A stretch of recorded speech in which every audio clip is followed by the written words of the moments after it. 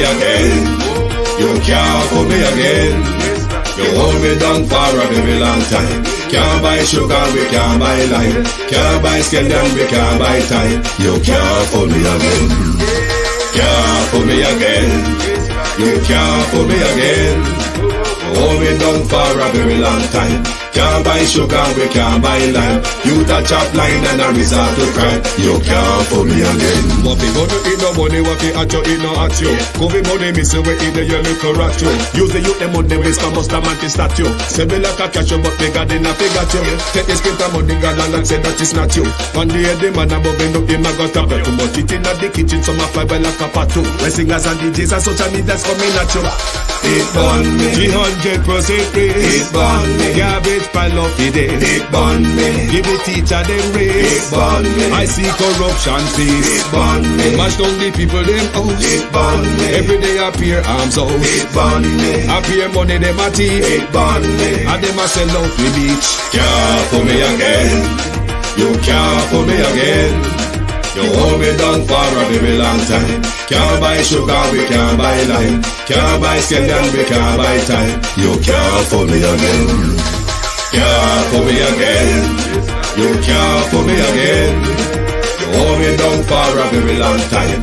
Can't buy sugar, we can't buy lime. You touch up line and a resort to crime. You can't fool me again.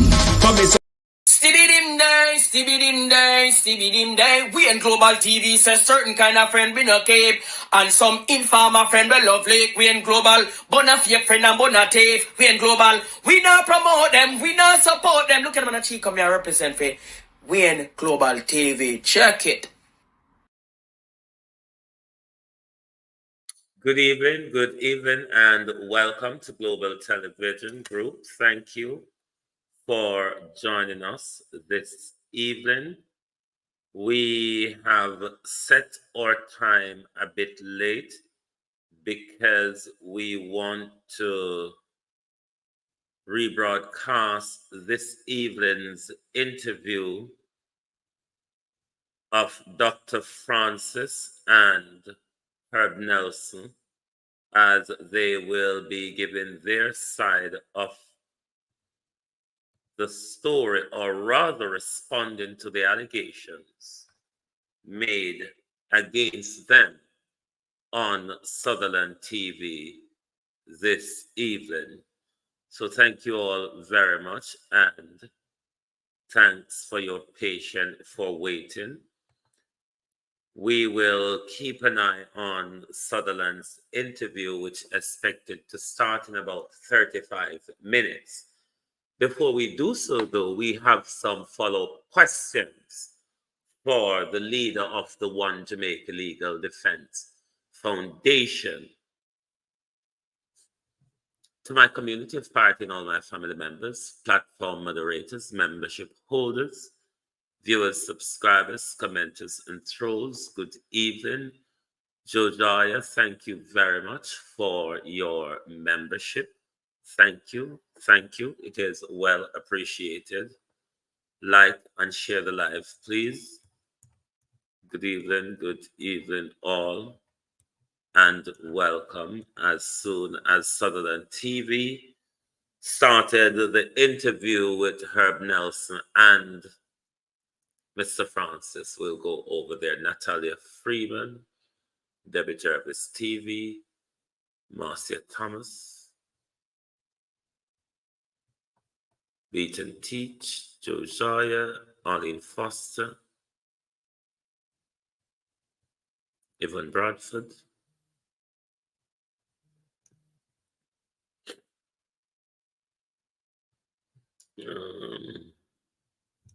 hold on, the Jem Ashley, hold on.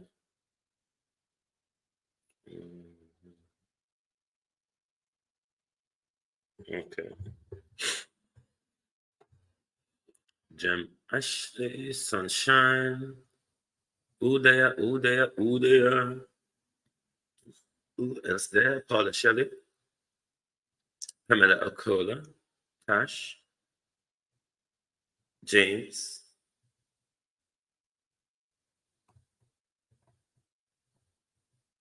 RJ, Miranda Roddick, Lilith Foster,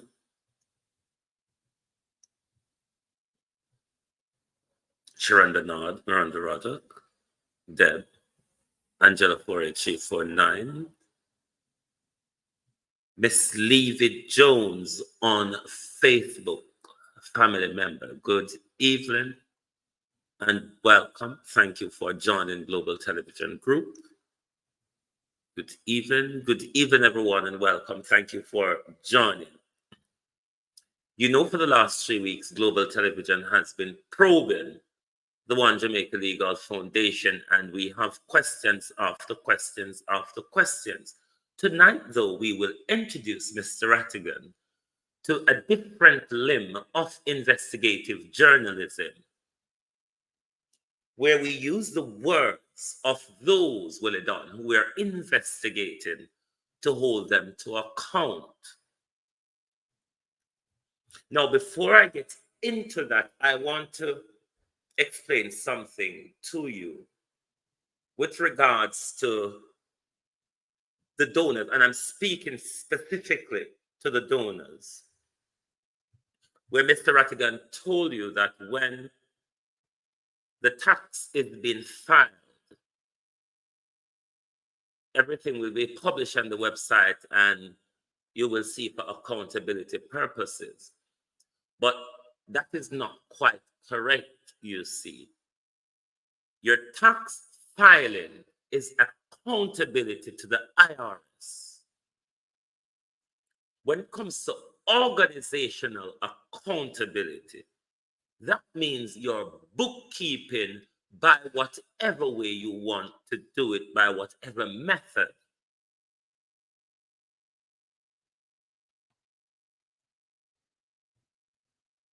So, accountant knows this, those in the self-employment industry, under the tax avoidance rule, you can meddle with your tax return when you're submitting it.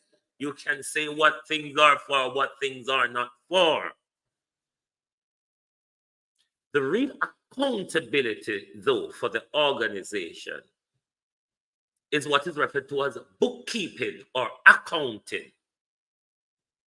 Now, the One Jamaica Legal Defense Foundation was registered last September, I think.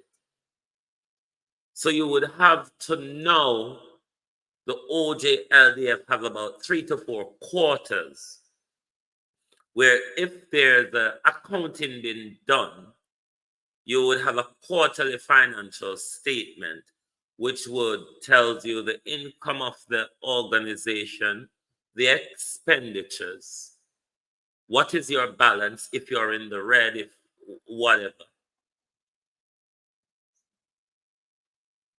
But none of that can be produced by the fearless leader of the One Jamaica Legal Foundation because there is no accounting being done.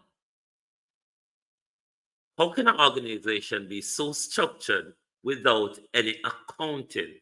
Okay, we'll get further into that.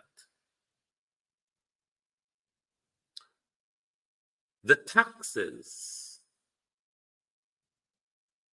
the questions posed to the fearless leader with regards to spending of the One Jamaica Legal Defense Foundation money were questions mainly asked of this year's spending. Now, if you are to follow the fearless leader's argument to wait until he files the tax return, when he filed the tax return in October, which it's a whole conundrum situation, Mr. Rattigan, would you be able to state to us where do you fall in the financial year of the tax year? Because the October deadline is really confusing, Cousin Myrna, how you do, based on the information on the IRS website. So that information is the October deadline is rather somewhere here or there. Did you apply for an extension? Could you say for your tax filing, because it's here or there. That bit is confusing as to how you work out the October deadline. That deadline is confusing as per the IRS website. But the taxes that you're going to file now will represent the spending of last year. So what you're saying to the donors, you won't know based on how I will be accountable to you. You won't know of 2024 spending until 2025 when I file 2024 taxes in 2025. Because there is no accounting within the organization. None whatsoever.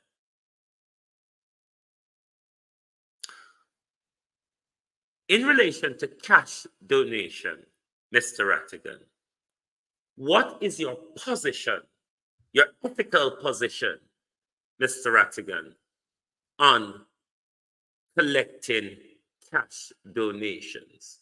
What is your ethical position on that?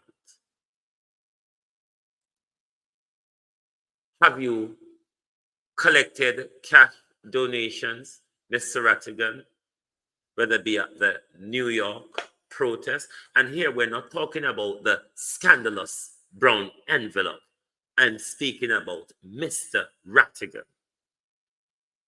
Have you collected cash donations at the New York protest, the Washington protest, the Canada conference? And do you have a list? But for the question posed at the moment, Mr. Rattigan, the list is not important. What is important, the question is, have you, Wilfred Rattigan, collected cash donations? And what is your ethical principle on that? I think Wilfred Rattigan answered that question September last year. Let's listen to Wilfred Rattigan's position September last year. I would also invite you to take note of body language. The branch manager told me that they have a unit called Know Your Customers. Information, and the branch manager told me that they have a unit called Know Your Customers, KYC, and they're the ones running the show when it comes to the non-profit organization, and they're very careful about it being an international banking entity, because they said that, I don't know if it's true, I just have to take his word for it. He said that they just before COVID, during COVID, they discovered that a lot of the, I shouldn't say a lot, but they discovered that some of the non-profit organizations, they're used to launder money, and some of them are used to commit fraud, and that's why they have to be exact when they do these things. They have to make sure that, you know, that they do a due diligence on the organization and also on the people involved. So long story short, he said that it's going to I gave him the information today. I signed off again, and he said he's going to send it back into the component, the Know Your Customer component, and if they need more information, he'll let me know. But suffice it to say that he said it'll take about 7 to 10 days before, if everything goes well. He said it will take about 7 to 10 days before the account will become active. He's also said there's a possibility they might come back and ask for more information. But I'm prepared to give them whatever they want, because I mean, this is no fly-by-night organization, and it's not an organization that will have anything to do with fraud or money laundering. One of the things he made sure to tell me was, that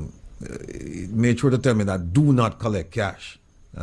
He said that's a That's a big red signal. Do not collect cash. Have people donate their funds through whatever means where those funds can be tracked and traced back to people, as opposed to somebody saying that they're going to give you cash because he said that's a huge problem for them. Because sometimes some of these people, they collect cash, they don't deposit the cash, or for whatever reason, the people who gave them cash claim that they gave them more than what they deposited, and then you have all kinds of issues. So I can't afford to be involved in something like that. So I'll make it absolutely clear: we will accept no cash.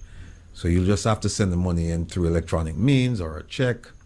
But that was it, PayPal or the other one, I don't remember. But definitely not cash. So again, That's not me, you know. That's Wilfred Rattigan. That is certainly not me. Kevin Stewart. You call yourself Kevin Stew out of the Sunshine State, Florida. You heard Mr. Rattigan last September. You were on the show with him, weren't you?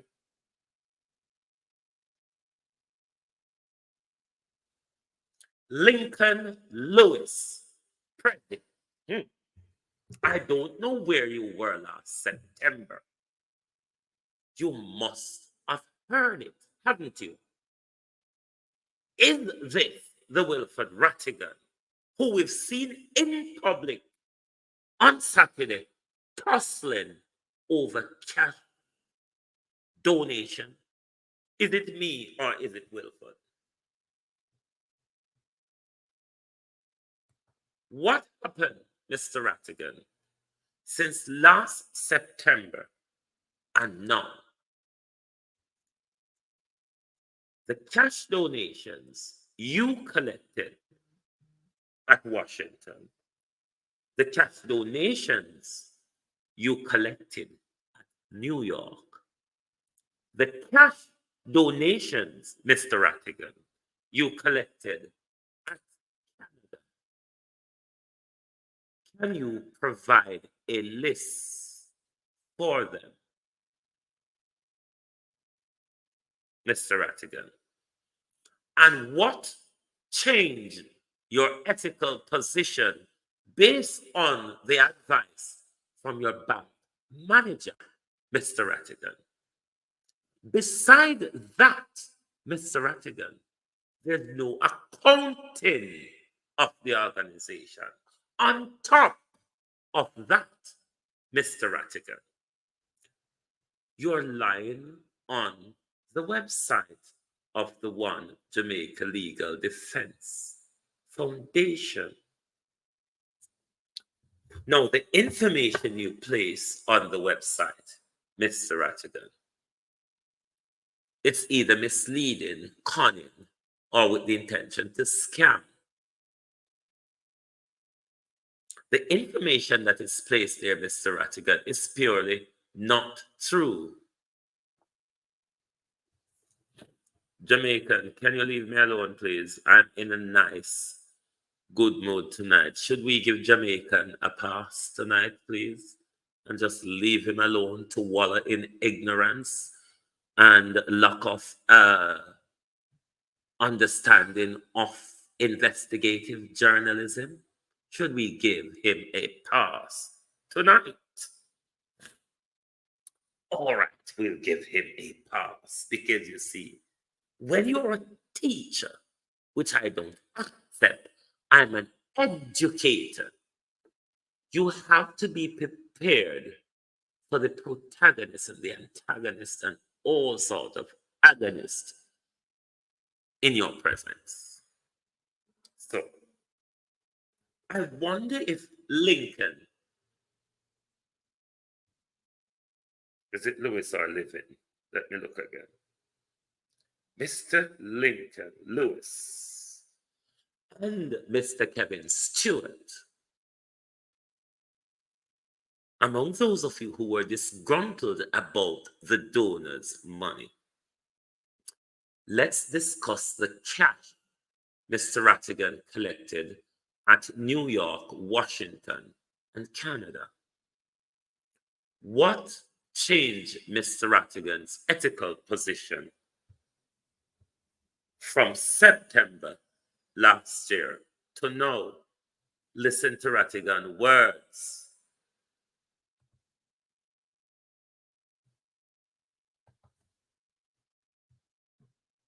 They're not my words, they're Rattigan's. But suffice it to say that he said it'll take about 7 to 10 days before, if everything goes well. He said it will take about 7 to 10 days before the account will become active. He's also said there's a possibility they might come back and ask for more information. But I'm prepared to give them whatever they want, because I mean this is no fly-by-night organization, and it's not an organization that will have anything to do with fraud or money laundering. One of the things he made sure to tell me was, he made sure to tell me that do not collect cash.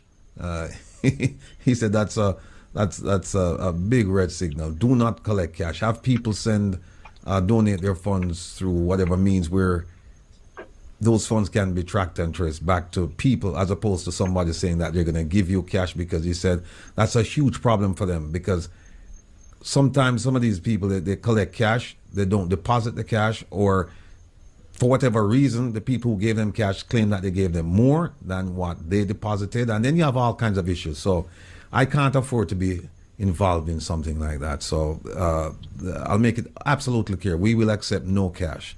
So you'll just have to send the money in through electronic means or a check. But that was it, PayPal or the other one, I don't remember, but definitely not cash. So again, the question is, Mr. Rattigan, at your upcoming protest, donors list or no donor list, will you be collecting cash?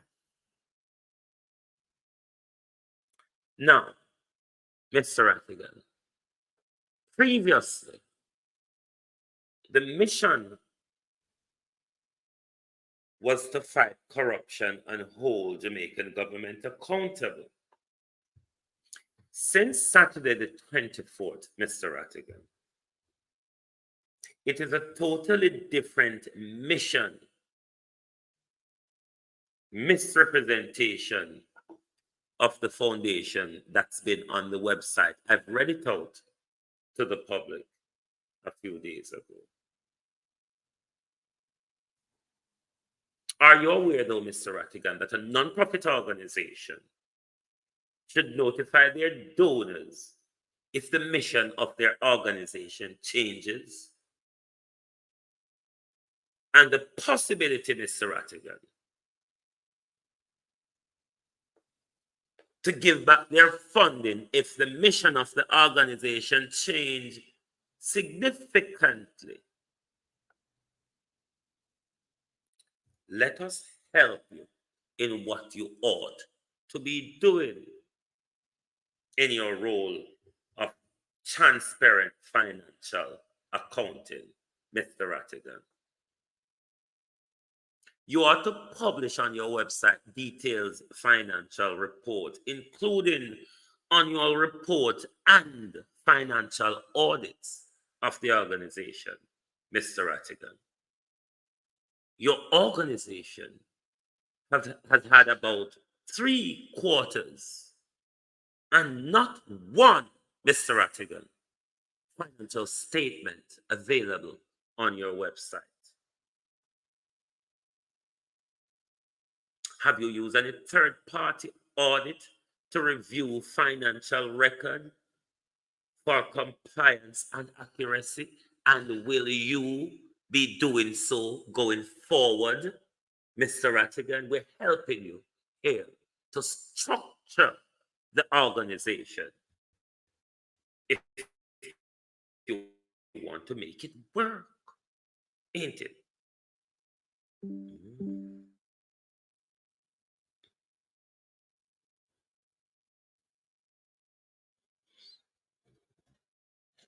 You told the public at some time, you'll be hiring an audit firm.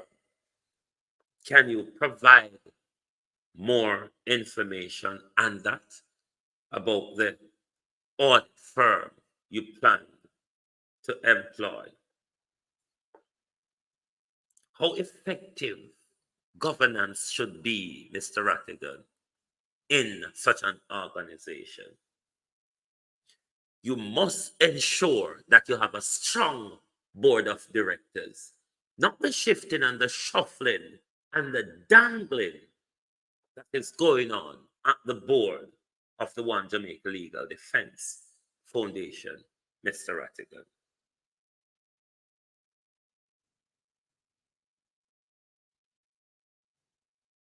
You also, Mr. Rattigan, must ensure and oversee the financial practices and policies of your organization.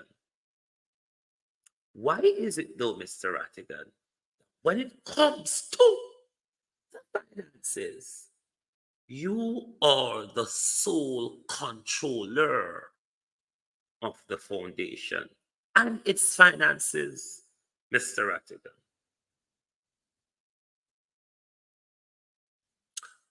Do you have a way, Mr. Rattigan, of communicating with your donors? Do you provide regular updates on the impact of donation, Mr. Rattigan? Do you have a personalized thank you letter when people donate to your your electronic processes? They would get a response thank you letter of acknowledgement. And do you provide receipts for donations over $250, Mr. Rattigan? Internal controls in your organization, Mr. Rattigan. Internal controls.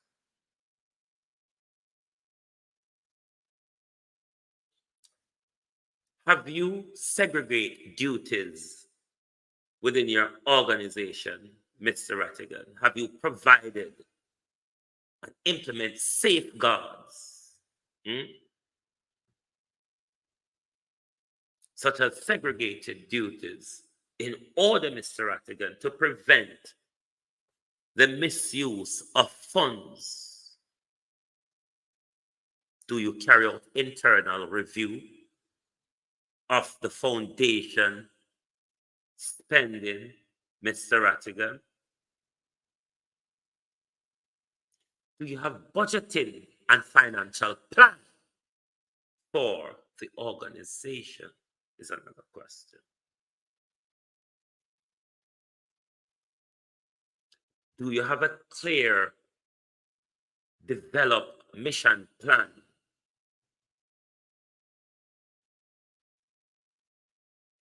aligned with your budget in what your organization plan or put forward to execute? Those are some of the things, Mr. Rattigan, that you, as the fearless leader of the organization, ought to look at. If those things are being done correctly, the information on your website, Mr. Rattigan, ought to be corrected as a matter of urgency.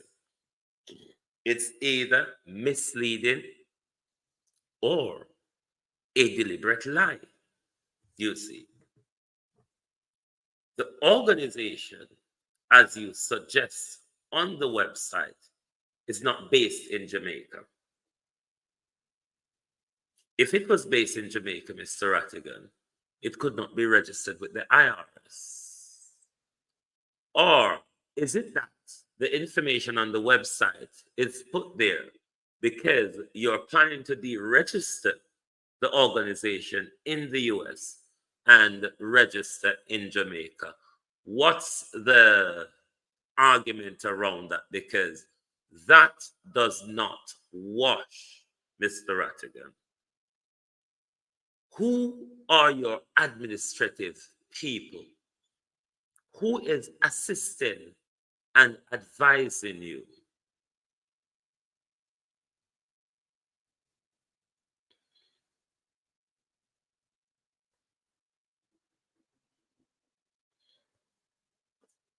Well, Lachlan, I'm sure you were at Rattigan on Saturday night. I saw you over there.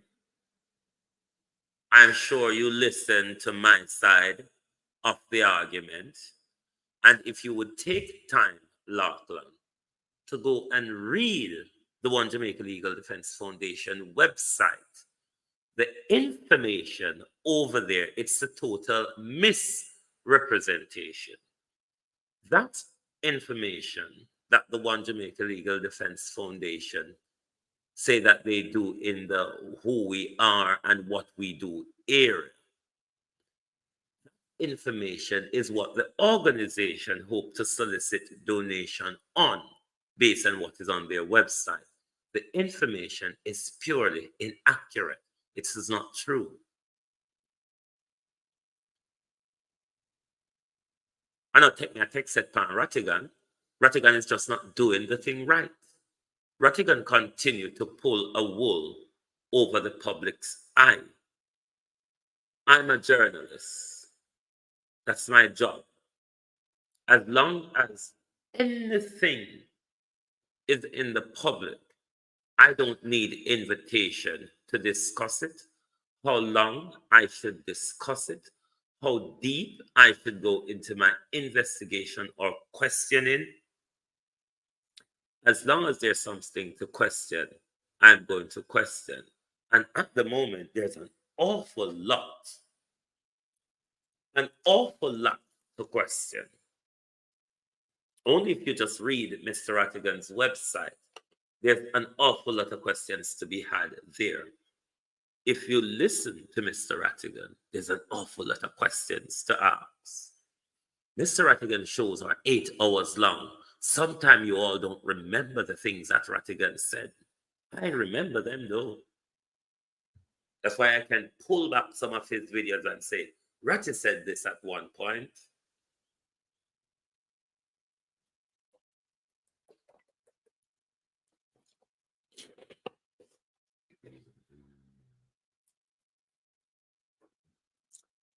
Well, now that you said this, I think Ratty seemed to be focusing on leading the diaspora movement, which has backfired.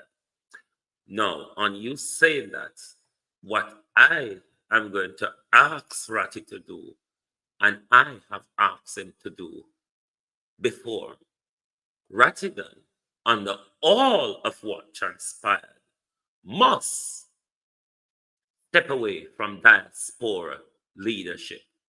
He can go and vlog, he can go and talk, he can go and hold the government to account in his own way. When it comes to diaspora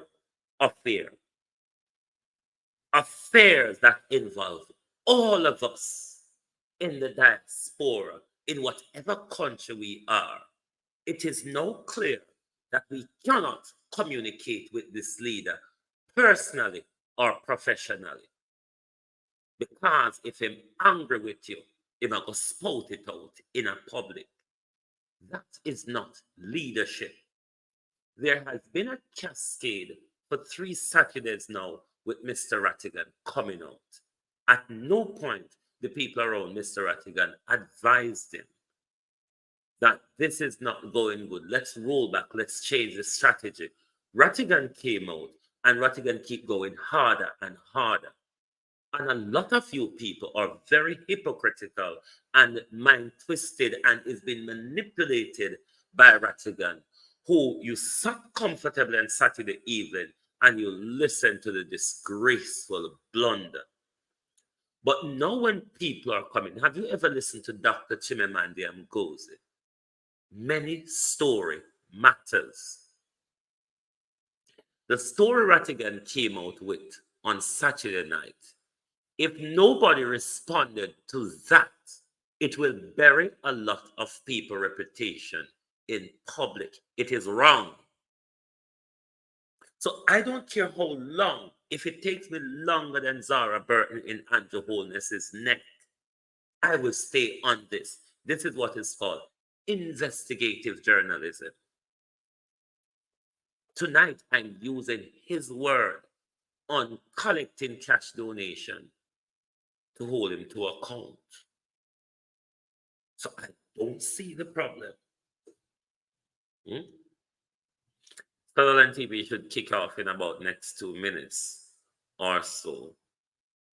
You know, I'm kind of getting tired of some of you people pushing back when myself or Carlos speak. And many of you, even you, Lachlan, I watched over Rattigan on Saturday evening. Nobody pushed back and questioned Rattigan. You all agreed to what he was saying, or some people were cheering him on, or some people were happy that Rattigan came out and gave an explanation. Explanation to what? Rattigan came out as this fearless leader, making mess after mess every Saturday, and then expect people to stay silent. Rattigan is paving, every time he comes out and opens his mouth, he paved the way for me to investigate him further. Every time Rattigan comes out here and behaves the way he has been doing for the last 3 weeks, bear in mind, he keeps repeating the word fearless leader. I mean of it talk about you. I make for me mouth for just shut so about you. Remember the first week Rattigan came out. He described me as a barking dog. The second week they came out, they described me as a child. But there's two things about the child and the barking dog that you must recognize. The barking dog barked until now. The whole bloody village is barking, Mr. Rattigan. The child present that you refer to me as said what the adults refused to say. Mommy said, if it tell you, say, she not there. Yes, I, the child, said that. Rattigan came out the third week and he blew. As he called himself, resigned from the interview, call to action and other groups from the diaspora that was formed. To Sutherland. We'll get into that, and also allegations floating around or self. Dr. Francis' involvement in the Green Bay killing. Brown paper bag of money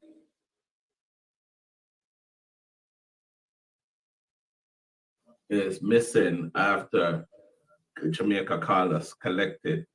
All those questions and more will be answered tonight by Herb Nelson, Dr. Rupert Francis, and I'm thinking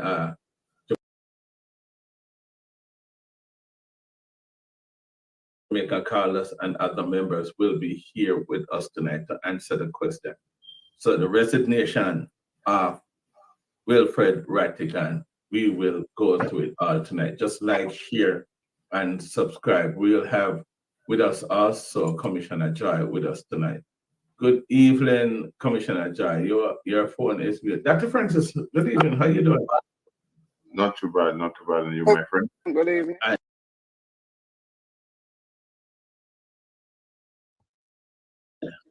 Good evening, Commissioner Joy. How you doing? Let me say, I think the internet problem is blessed, on their side. Yes, I think you're playing in the background.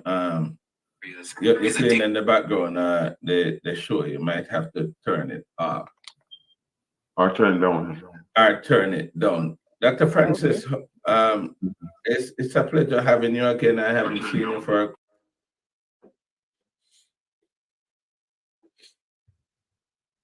a couple of weeks now. That is true. Yeah. So how are you doing? Well, honestly, you know, I was in hospital for a while, and Okay. to be quite honest, God is good. I'm out and I'm Okay. about, and I'm recuperating well. And but it was important to keep in touch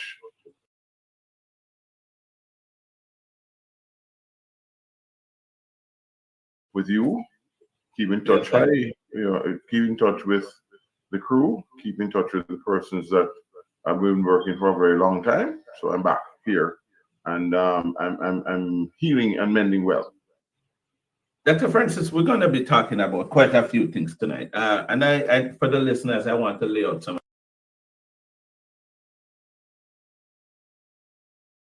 of the things that we'll be talking about.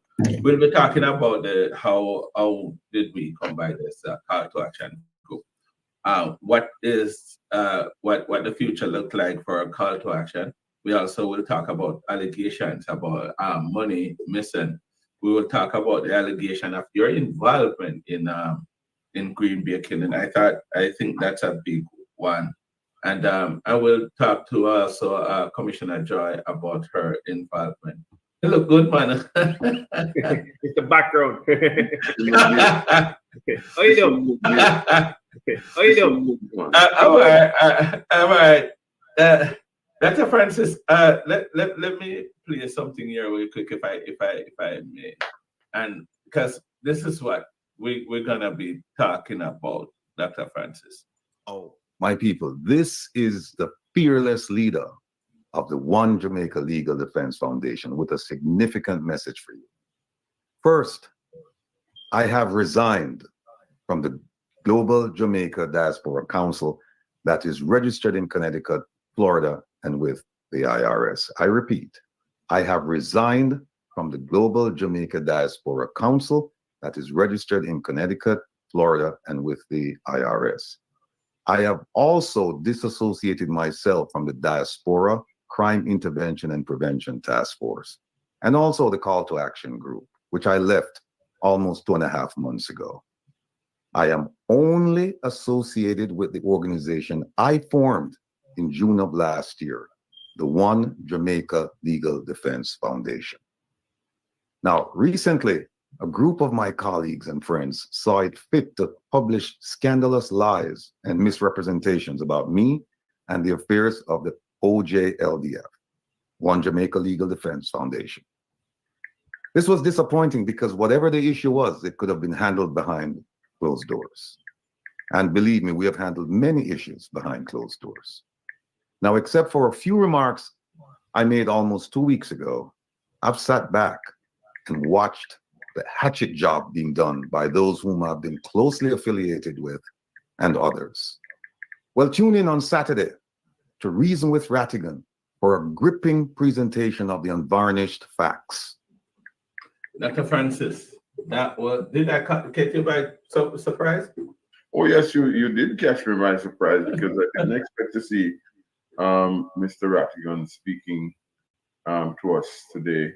But that's fine. It's okay. I was, it's okay. No, it's just that I don't know if Chris mind or Commissioner Joy mind, but I think I wanted to put that out there because a lot of what we are going to be talking about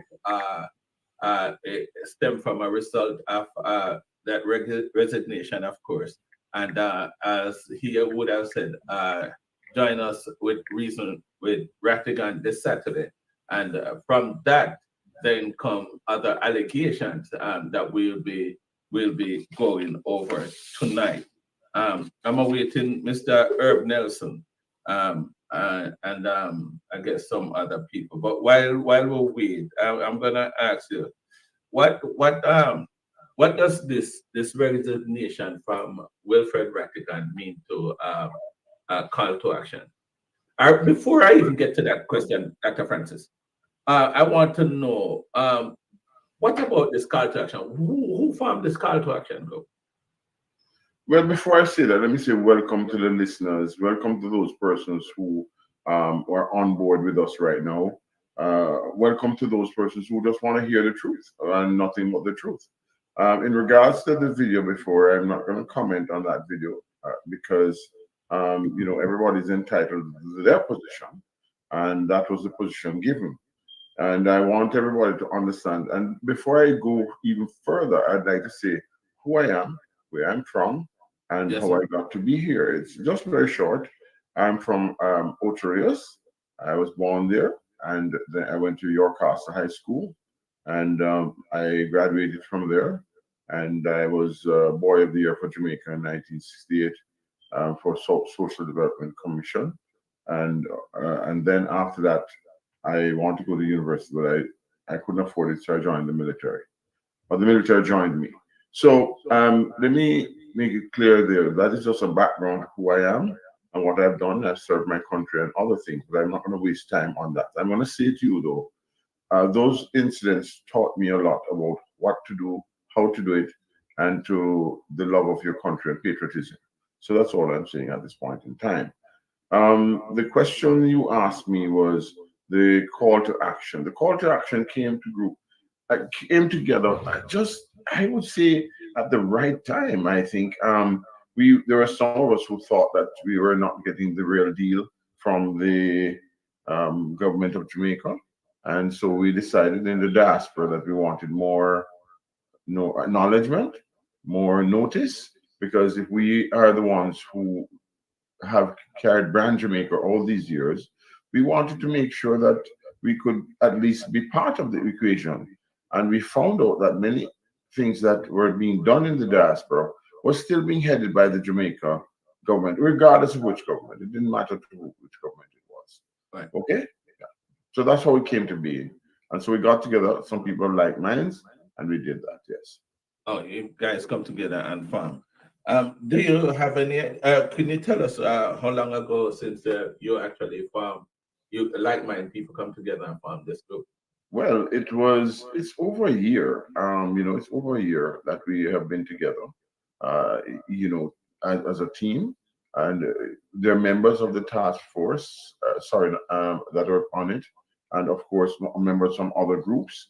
We tended not to call people's names to identify them as members. And so on and so forth. Some people have volunteered their time, their effort, and so on.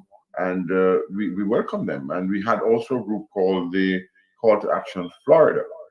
Our aim was to make our voices heard in terms of protests, whatever way we can through social media, and to gain the attention of the Jamaican government, write letters, whatever. So that's how we came together, yes. I have seen several protests. In fact, I've been to two of them, which I would consider to be successful in terms of getting your voice out there. I've seen it all over the news, and I'm assuming from gaining that attention that it would have reached the government. Was it those protests effective from how you view it? Well, I don't want to be the only one that can answer. I guess a couple of these colleagues here can answer. But yes, as far as I'm concerned, there were successful events. We had the first one in Miami at the consul down there, and then we had the second one in New York, and then we had the third one in DC. Those were the three that I remember most, because they were actually protests. Okay? And the first one, we were called a famous name, the Dirty 30. And at that time, a travel advisory came out, and we were thought that we were responsible for that. And we also sent out letters to galvanize support. And the first letter was sent to the ambassador of the United States, Arthur Marks, and was sent to as many people as possible, including the government and government officials everywhere in the world. And so you mentioned 3 protests, but I am aware of 4. Why not 4? We didn't consider the first one was Miami. That was a protest. The second one was New York. That was a protest. The third one was DC. The other one was a conference protest. Okay. Yes. Thank you for that. I've seen join us, Mr. Herb Nelson. Mr. Herb Nelson, how you doing? I guess something right. It went under the table, I think. It went under the table. Chris, how you doing? Yes, sir. I'm well, thank you. Chris, it's important on this show for you to tell us a little bit about Chris. Just a minute about Chris. Yeah, man. Sure. Real quick. So I am a Jamaican born, but I am a retired special agent from Homeland Security. 21 years there and 5 with the Drug Enforcement Administration. So my background for the 26, 27 years is law enforcement, U.S. law enforcement, that may be specific. I was introduced, after I retired, I was introduced to Dr. Francis and his efforts, the Diaspora Crime Task Force and the call to action groups, right? Which, by the way, for those who don't understand the call to action groups, it's just a WhatsApp group with a group of people who discuss matters concerning, affecting Jamaica, and the objective is to improve or make suggestions to improve the situation with the crime there, and to eliminate corruption, and to hold the government, and by that I mean any government, not PNP or GLP, any government in Jamaica, right? Responsible for doing what they're supposed to do, taking care of the citizens, getting things done, accountable for funds that they receive to help the country, the island, the people, and so on. And I thought, that's an interesting group to be a part of, to hear what they do, what they say, what they plan, and so on. And so, being retired now, I said, and my background being law enforcement, I was asked to join the group, participate, and so on. Perfect. It sounded like a great fit, right? And I should say, the group discussed different things, current and past, concerning Jamaica, the crime situation, how things could have be improved, how things were not done properly, and so on. And I put my 2 cents in every now and again. My approach is always to support the police, right? Because I don't believe that any of the police officers, other than the vast majority, right, are truly interested in crime fighting. They want to reduce the crime in the country. They want to help their citizens, their fellow brothers and sisters of the nation, and have the country a place where people feel free to go about their business, and so on. Also including attracting tourists and foreigners, right? That's a big part of it as well. And I just think that the police needs to be given more support. We talk about training, resources, and of course the interference, political interference, which is a factor, okay, that affects policing in Jamaica. Let's face it. I've always said, that needs to go away, and hold the government, which once again, whichever government, not jail, accountable for making sure that the police do their jobs, give them the resources they need to do their jobs, and to allow them to get it done without any interference. All right. Also, corruption, which let me say is across the world in every country, right? Whether you're a developing country or such as the country, or countries such as the US, Canada, UK, what have you, all have corruption issues and matters. The thing is that sometimes in Jamaica it may be more overt, and as Jamaicans we see it. It's probably more personal to us, right? It's a small island, small country, small place, so it may appear more evident than it does in other places. And the difference is that in the US and other places, we've noticed that when corrupt activities are identified, usually taken care of. There's resignations, there's arrests of someone involved if it's a crime, and so on, right? In Jamaica, it may not be as such. Let me just say. Right.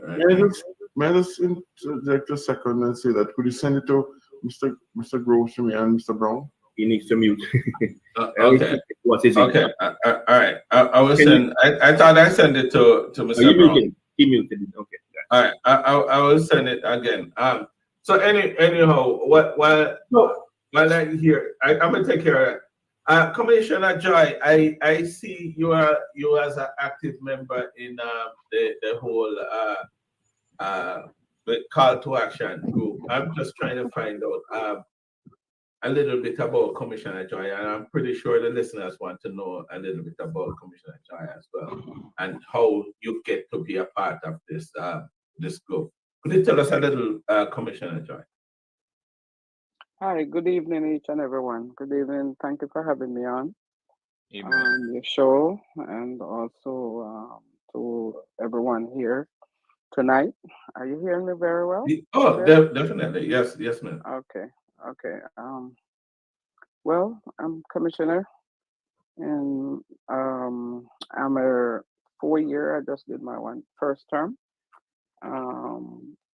in Florida.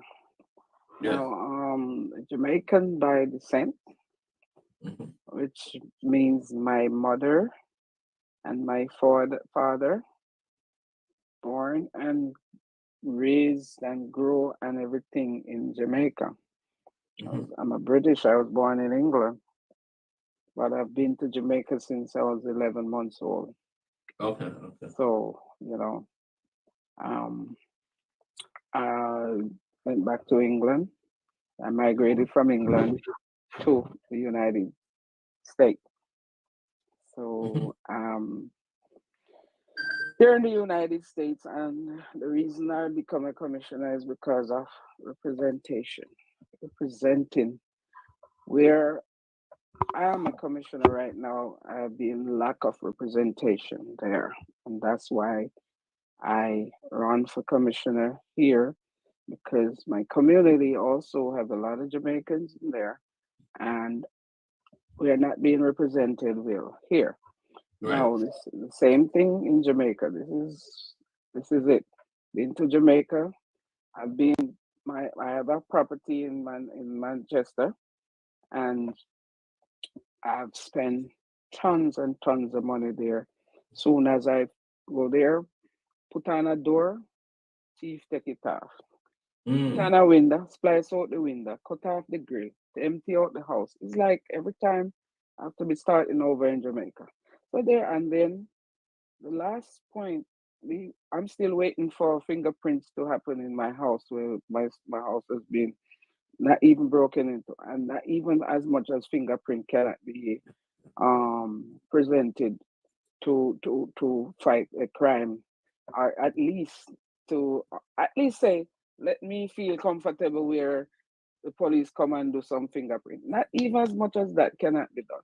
So I find it I've been searching and searching and searching for, people who really care about what's happening in Jamaica and wants to build Jamaica and make Jamaica better Jamaica. So I met Dr. Francis, and actually I think it was through Jamaican Carlos. To be honest with you, I'm not even sure how it go, because I wanted to be somewhere to do something, and I was watching. Be a part of a group that can Yes, make a that difference. can Okay. at least make a difference. That can Okay. make a difference. I'm here. I'm trying to make a difference in my own community, but I am saying, and there's a lot of elected officials here in America who are Jamaicans and who turn their blind eye on what is happening. I am not that person. I am not that person, because I want to know that when I'm tired and I want to take a dive to Jamaica, I want to take a trip to Jamaica, I want to feel comfortable. I want to have to be looking behind my back. I just Right. want to jump in my car, go pick up my car at the airport, jump in the car, and go to my home. I don't want to have to be like worried about stopped by cops and get, mistreated, or stopped by robbers and Okay. thief and whatever the case. So anyway, um, when I pounce upon call to action, man, I was so excited. I'm like, oh my God, this is something that I want to get Be a involved part in. of. Right. Right. Yes, Right. I want to get involved in it. Anything to make Jamaica, nice. I I agree want to be again. a part of it. I agree again. That's So why so I so say, let that's why me I ask you say this that though. word nice. So let me ask you this: do you have any Yes. regret being a part of Call to Action? Have not regret at all being a part of Call to Action. The only thing that I regret about is the way how things turned out, because I have highly respect for each and every one that involves in a Call to Action. I did. When I met everyone, I thought we were all one big family who have the same motive, have the same heart and compassion for what Call to Action is about. Okay. Okay. Well, thank you for that. I want to hear a little bit from Mr. Herb Nelson. Mr. Herb Nelson, how you doing? Thanks for coming. Can you just give us a 2 or 3 minutes synopsis of who Herb Nelson and how did you get to be a part of Call to Action? Well, Herb Nelson served 24 years in the U.S. Army, with background in special operations, admin, logistics, and some military police support skills. Once I completed my term in the military at 24 years, I completed that recruiting and career counseling.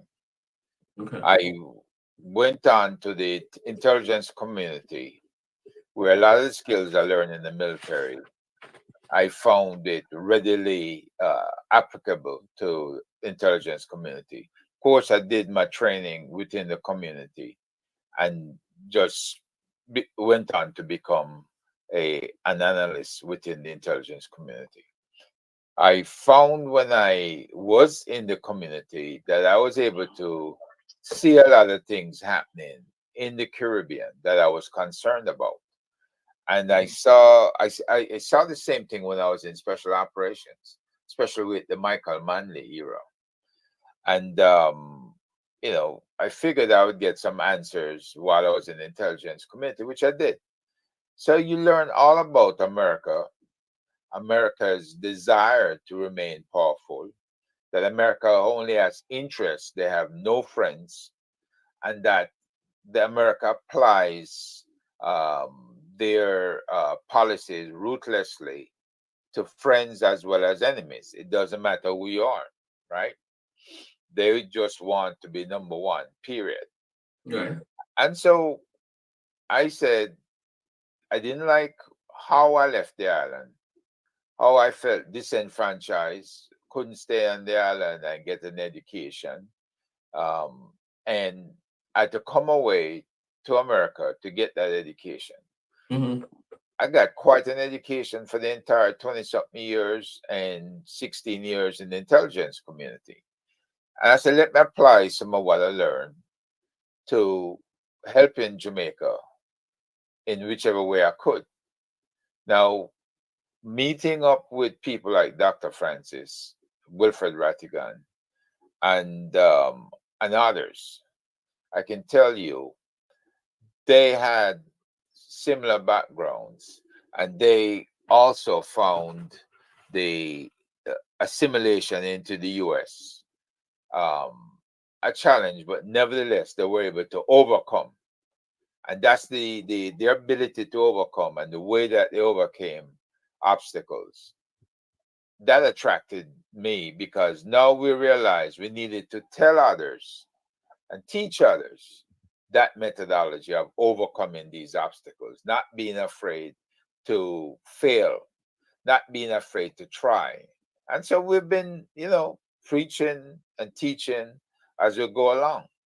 Mm-hmm. And so when we heard of the various things happening in Jamaica, the outlaws that were there and the way that the police acted, and they themselves were acting as outlaws, and the way the government and government ministers were acting as outlaws, whether it was the PNP or the JLP, didn't matter. We figured we could play a central role in getting people to understand the politics of the day and understand how to overcome that type of lawlessness and selfishness that was being displayed. And so when we got the call to action group together, the idea was, okay, we've got a legal person, we've got intelligence people, we've got police, we've got a mix of citizenry that were in the business like yourself. Right. And so we said, we can make an impact. We can speak to our diaspora, and then we can speak to the people on the island. But when we tried to speak to our diaspora, we found out the diaspora was entangled with the government. The government was, in fact, dictating terms and conditions and what you could do or could not do to the global Jamaica diaspora movement. It was like that at first, we thought, because we were getting the cooperation. But once we found out that this government had said, if you argue with them, if you don't follow the rules, that they can kick you out, and there's no recourse.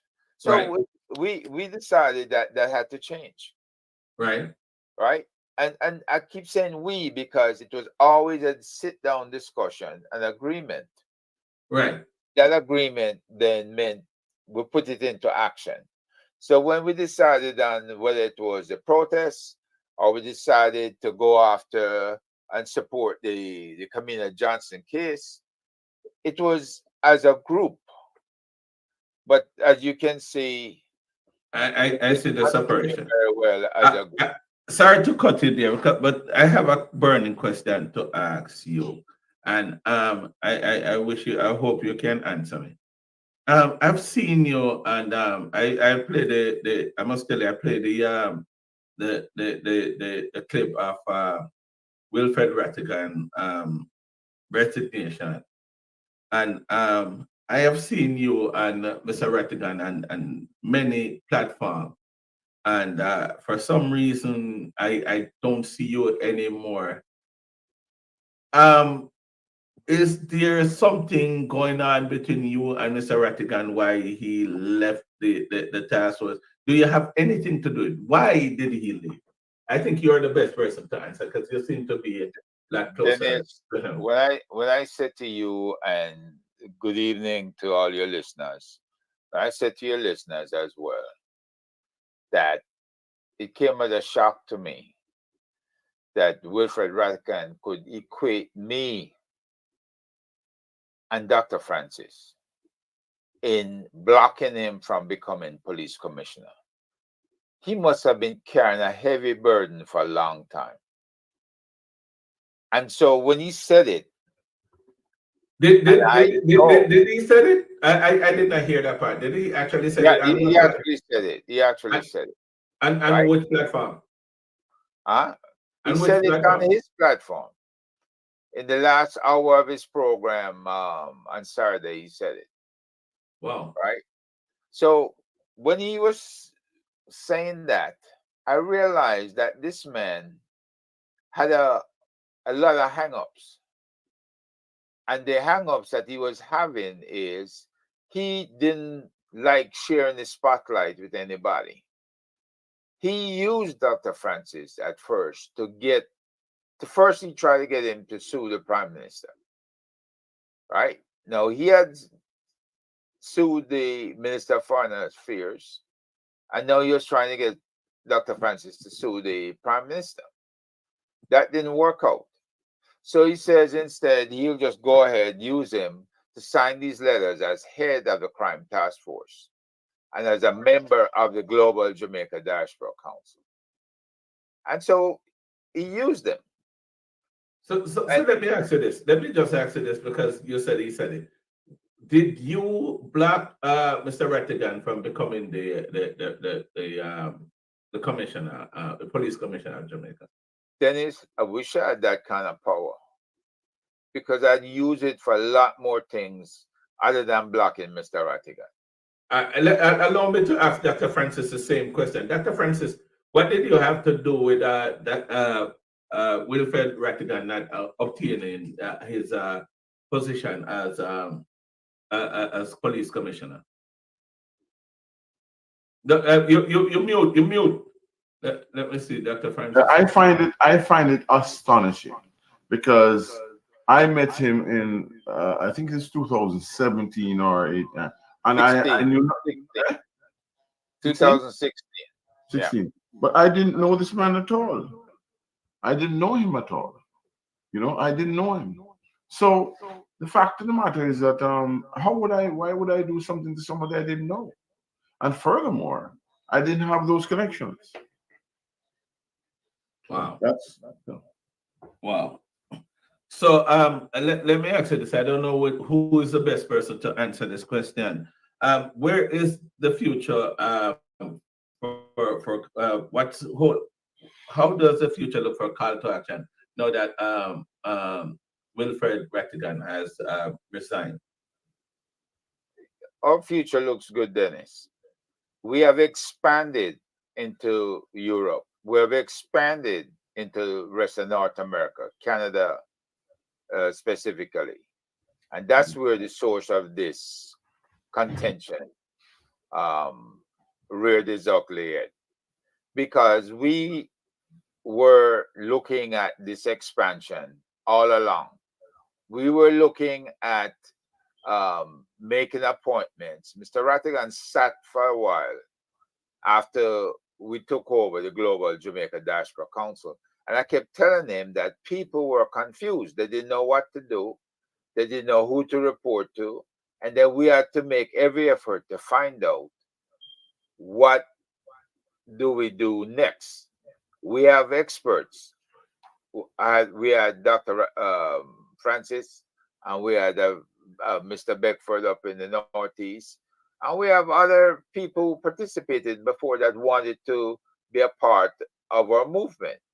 Can I jump in here a second, Herb? Doesn't it? Go ahead, Dr. Francis. Yeah, David Brown on I don't know if you're aware of that, Dennis. Yes, I actually see him, but he had blacked out. So I have good evening, Mr. Brown. How you doing? Good evening, sir. Good evening, Mr. Sullivan. Yes, nice to have you, Attorney Brown.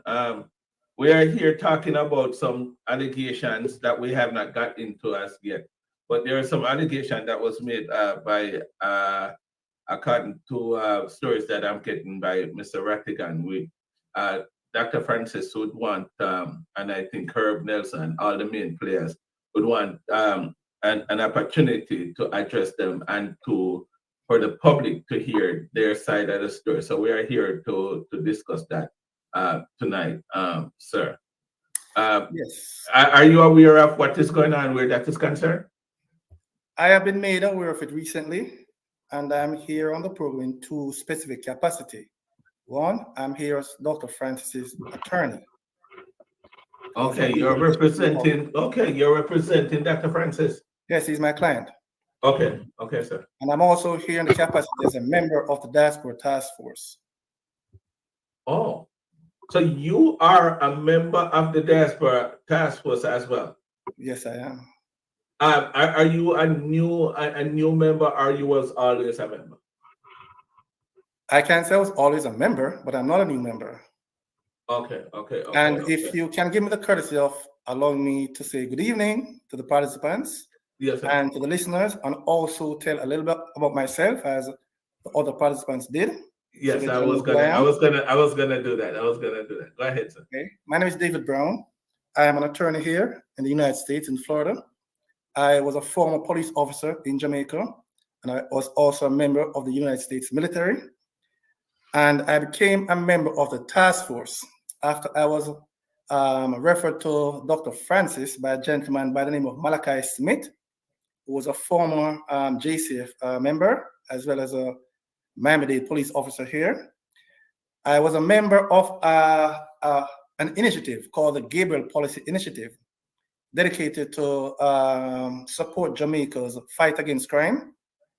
And shortly after, I would say, a major input in that effort, Mr. Smith told me about Dr. Francis, and I looked into what he was doing and thought that collaboration made sense, and I joined forces with him to continue to help Jamaica. And I met Herb Nelson during that period, and we have been doing, participated in some good work with them.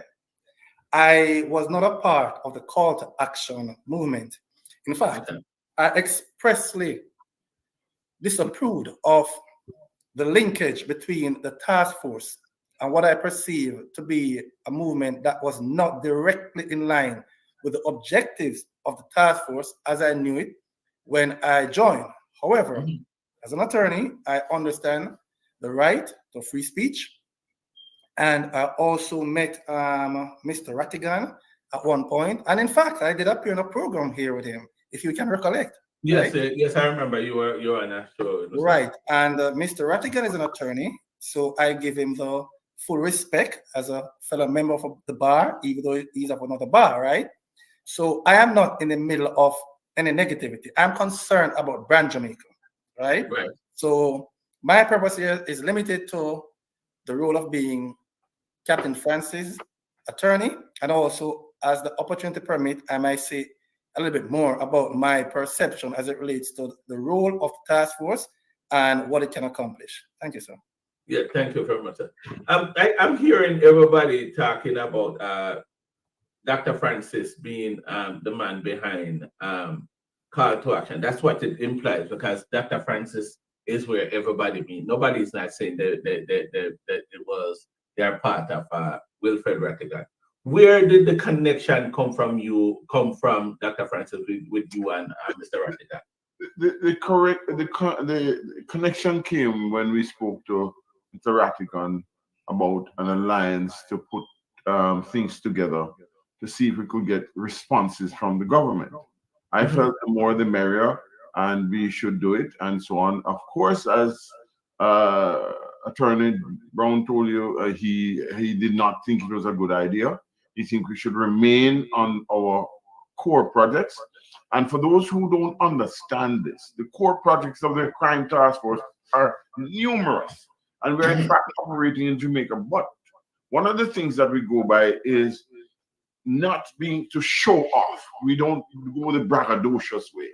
And so that's why a lot of people don't know who we are and what we are doing in Jamaica. We are doing a lot more things than a lot of people are doing in Jamaica. Okay?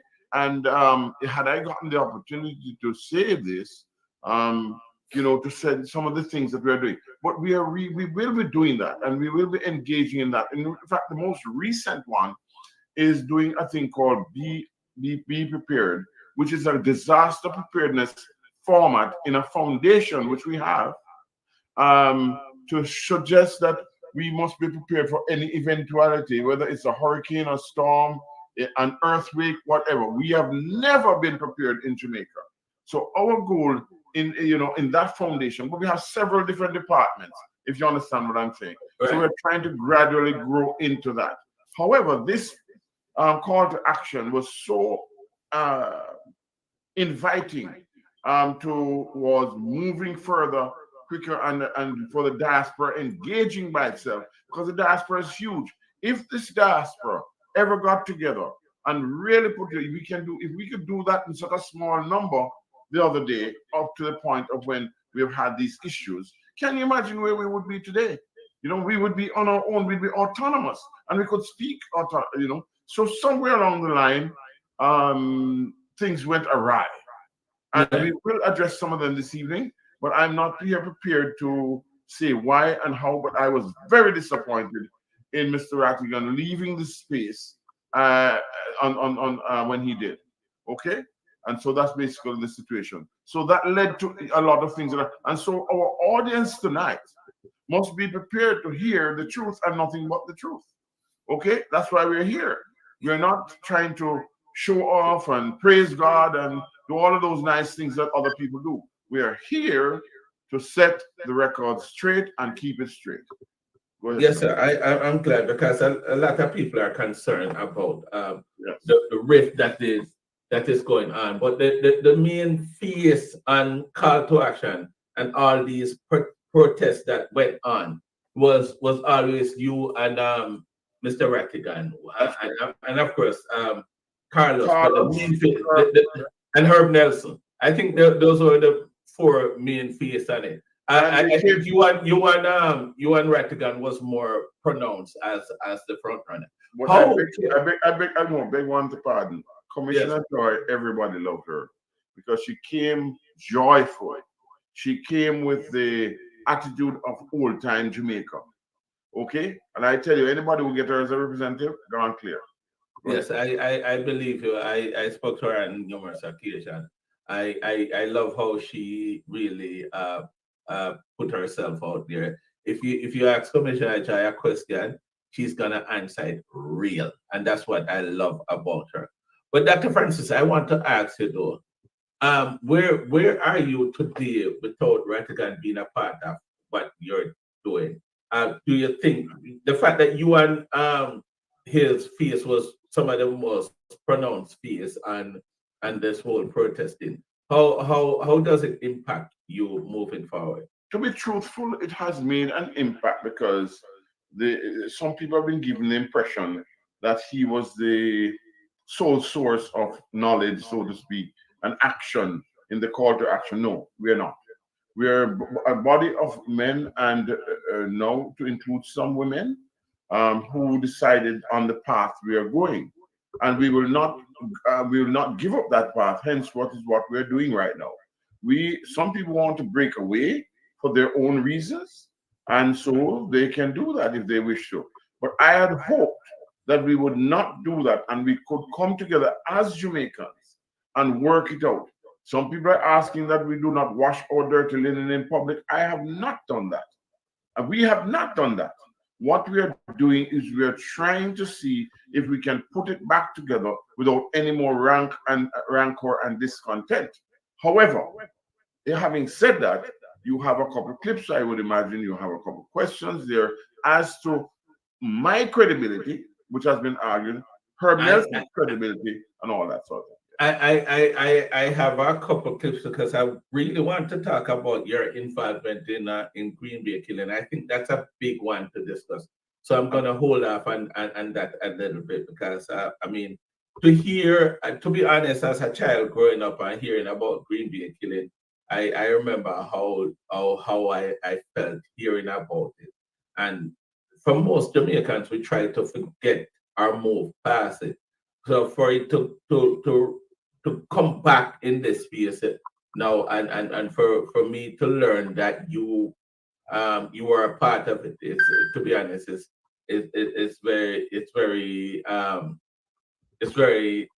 I don't know. I'm trying to find word to describe how I truly feel about it, but it's not so good. So we're gonna be touching that further down. But are you saying there is a protest going on this weekend? I think you were a part of that. You will be attending the protest in New York this weekend? Absolutely not. Absolutely. But wasn't that organized by Call to Action? It was organized by Mr. Rattigan, but not Call to Action. See, Dr. Francis, I'm a bit puzzled about some of these things that is going on. This happening it's like you guys are one body, but there's just so many different things that is happening from this one body, and it is sometimes confusing to me. I don't really want to put you on the spot by asking about it, but how could a protest that has Call to Action face on it be organized by one person? That makes any sense. Well, remember, Mr. Rattigan said that he had left the Call to Action group. So if you had left the Call to Action group, then you could not be representing the Call to Action. Okay, so therein might lie the mix-up. But Mr. Rattigan chose to go the way he wished to go. And let me give you a little synopsis. Okay.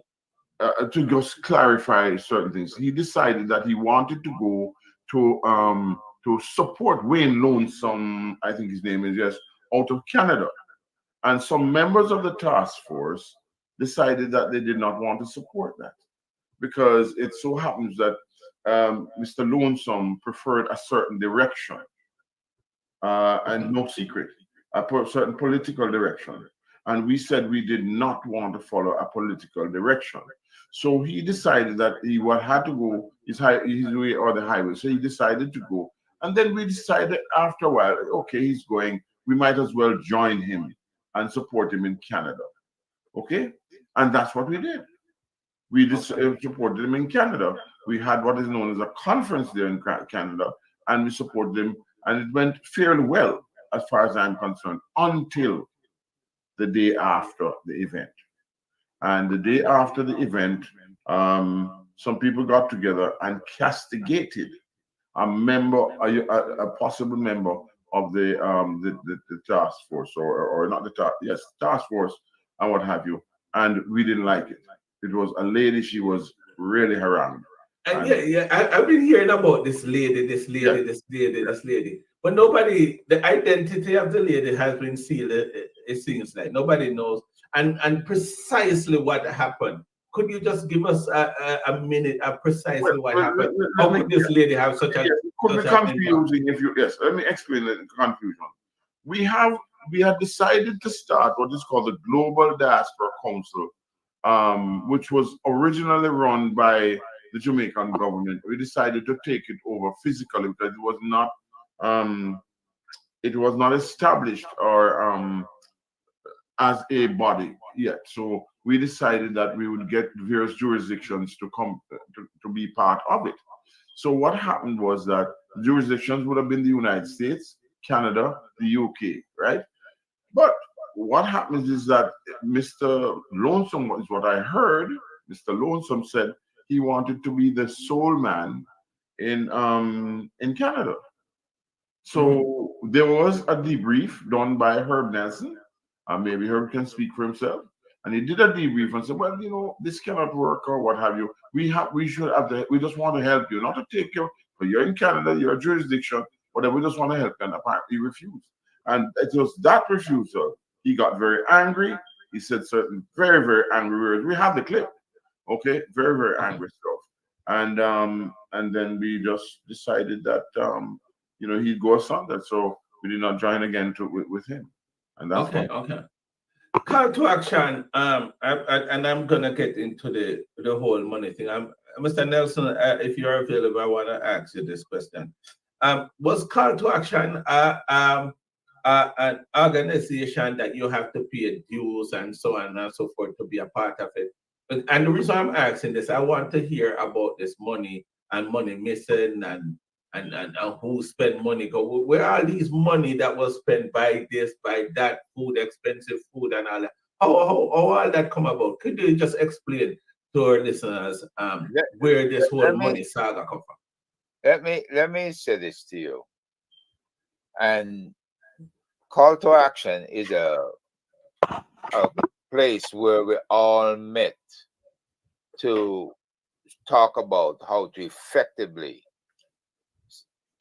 tackle the problem of corruption, whether it was home or abroad, right?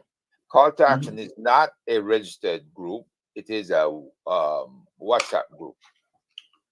The registered groups were the One Jamaica Legal Defense Foundation, which myself and Mr. Rattigan and a friend of his was on the board. Right? He later added his boss's daughter to the board.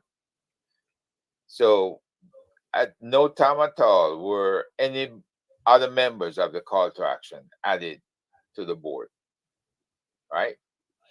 The other group that we took over was the Global Jamaica Diaspora Council, which Mr. Rattigan aggressively took over, and then he didn't know what to do with it. He finally handed it off to us about a week or so ago. And then he proceeded to lambast us online saying we didn't do anything with it. He had just given it to us basically a week. And so we didn't have time to organize that.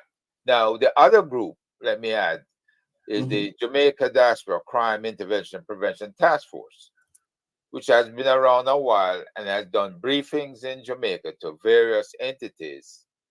The Project STAR, which is the program between the police and the private sector, It's a program I briefed 8 years ago, asking them to do that program. So you can see where a lot of things we briefed back in 2016, 17, 18, they're just implementing now, right?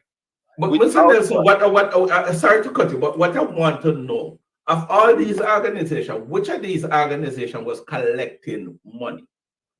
The organization that collect money, pretty much, was us individually and turn it over to OJLDF, which is Mr. Rattigan, right? So I know what premise would you collect money, because you're collecting money individually. How does that work? The only premise was that we were collecting so we could fight these court cases or start court cases, right? So the issue as it stands was there was just one court case that needed to go to the appeals court level. Mm-hmm. And Mr. Rattigan was working with two attorneys, John and Isaac Buchanan. John was the same attorney who took wrote up the appeals for Vybz Kartel, right? Mm-hmm. And so we know these cases cost money. Mm-hmm. And the problem I was having on the board was Mr. Rattigan outlined the makeup of the board, outlined what needed to happen, said we had an accountant, right? But at the same time, when he called a meeting, there was no agenda for the meeting published, so we could prepare for discussion. And after the meeting, there was no minutes of the meeting prepared and published either. Okay. So I don't know what he was writing down afterwards, and what I only knew when it came up in the UK and in other places that money was being paid out or whatever. I was being asked to answer these questions, and I said, no money can be paid out unless the board approved it. And as far as I knew, there was no approval on my watch. I don't know what the minutes say. I don't know anything else other than that. All right. So you did not personally pay in any money to any organization from your pocket. I know you spend a lot traveling all over. We know all that. But put it this way, Dennis? I was responsible for doing investigations, and those investigations cost money. And at one point, I was almost up to $4,000 in the red out of my own pocket. Wow. So when people come and say, "Oh, well, Herb, you didn't contribute anything," I'm sorry. You put money, your personal money in it. Money, yes. Let me ask Commissioner Joy. Commissioner Joy, is there? I'm here. Were you paying any money to any of these organizations exist? Well, to be honest with you, I have. You mean you asked me if I was ever being paid? Yeah. If you were giving money, I paid. You paid. Did you pay any money to any of these organizations? Okay, these farmed organizations. In October 2023, when One Jamaica Legal Defense Fund came along, because I've been following, I was not I was excited and everything like that. And I do send every paycheck that I get since October last year. I make sure that I donate to OJDLF. Every paycheck, and you can go back to the records. I send in through Zelle.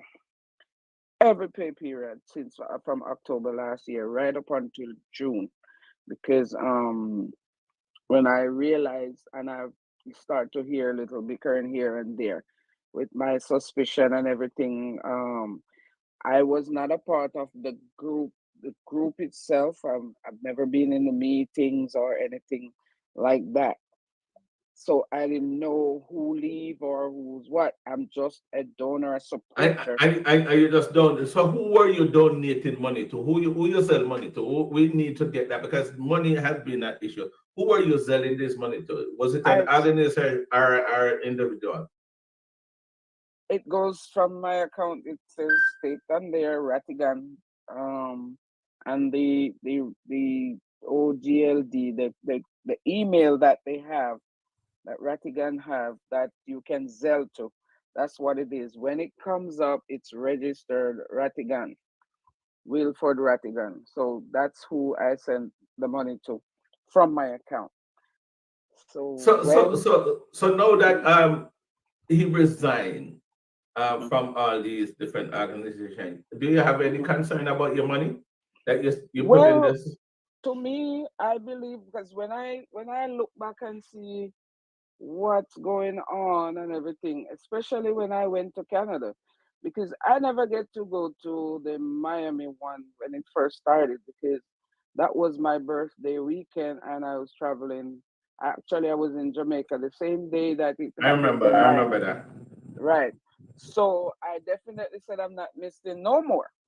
But when I go to Canada now, and this was what made me kind of, irritating too, in a way, because even at Canada, I never knew anything or knew what was going on. I just heard. So I speak to Mr. Ratigan face to face. And I asked Mr. Ratigan, how come I don't see you in the group? I'm not hearing anything from the group or anything. So how come I don't see you in the group or anything like that?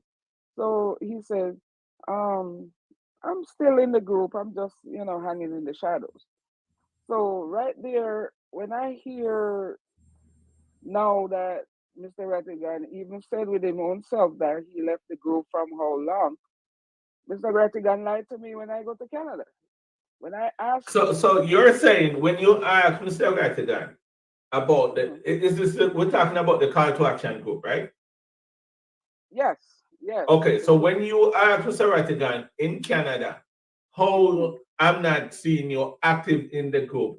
What he told you that he is in the group. He said he's in the group, but he's just in the shadows. That's what he said.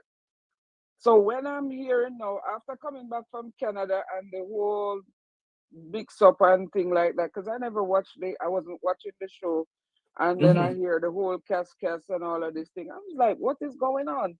What is happening here? I happened to be in that house at Mr. Lonesome house, and I did not know. I could have been set up for all I know. I was there at Wayne Lonesome house. I was there when he was doing the live the day after the protest and everything.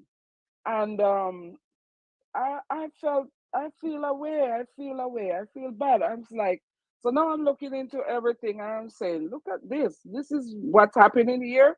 So nobody had to tell me this or whatever the case. I said, well, to my perception, no, this is not good. This is not call to action. This is not what I want to spend my hard-earned money on. And if I'm not mistaken, I am the first one to request my money back. Oh, you request your money back? Me request my money back. Whoa, slow down. More I hear something. I know. So who you request your money from? As a matter of fact, because the Tavares, I should say, okay. Because come a little closer to the mic so we can hear you. Come a little closer. We can more hear with this part. So you request your money from. When you hear the term that Tavares is Ratty's right hand man, I was the one that sent Tavares. I said to Mr. Tavares, I said, listen. We're talking about Jeffrey Tavares, right? Yes. I said I need to request a refund for my money. So Mr. Tavares said, why are you sending it to me? I said, because you're Mr. Ratty right hand man. Because whenever I have messaged Mr. Ratia so and he never responded. Whenever I make donations, I never get a reply to say that my donations were received.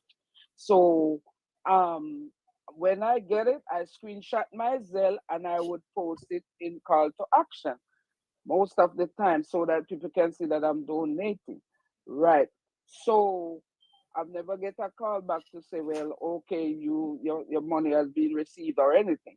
So that's why when I request my fund through a message, I went to my bank account and I get all the Zells that I've Zelled to Mr. Rattigan from October to June, and I sent a screenshot of it to Jeffrey to pass on the message to Mr. Rattigan because I know he will get it.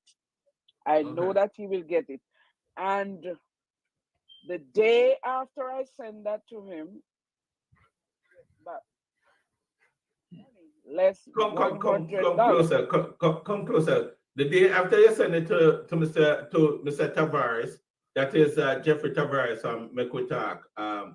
You're talking, right? Actually message me and say, why are you sending it? I never get this. Why are you sending it to me? And the response I said, because you are Mr. Ratty right hand. That's it. That's what I said. And, all right. So let me ask you.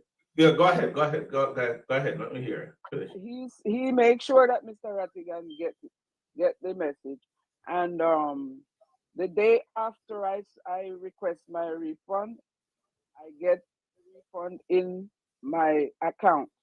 And it was short of $100.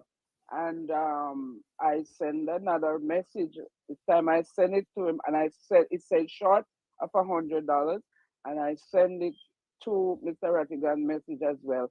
And the $100 was there also. So I get back all my money because I am not into. So what gives you the right to claim back your money? What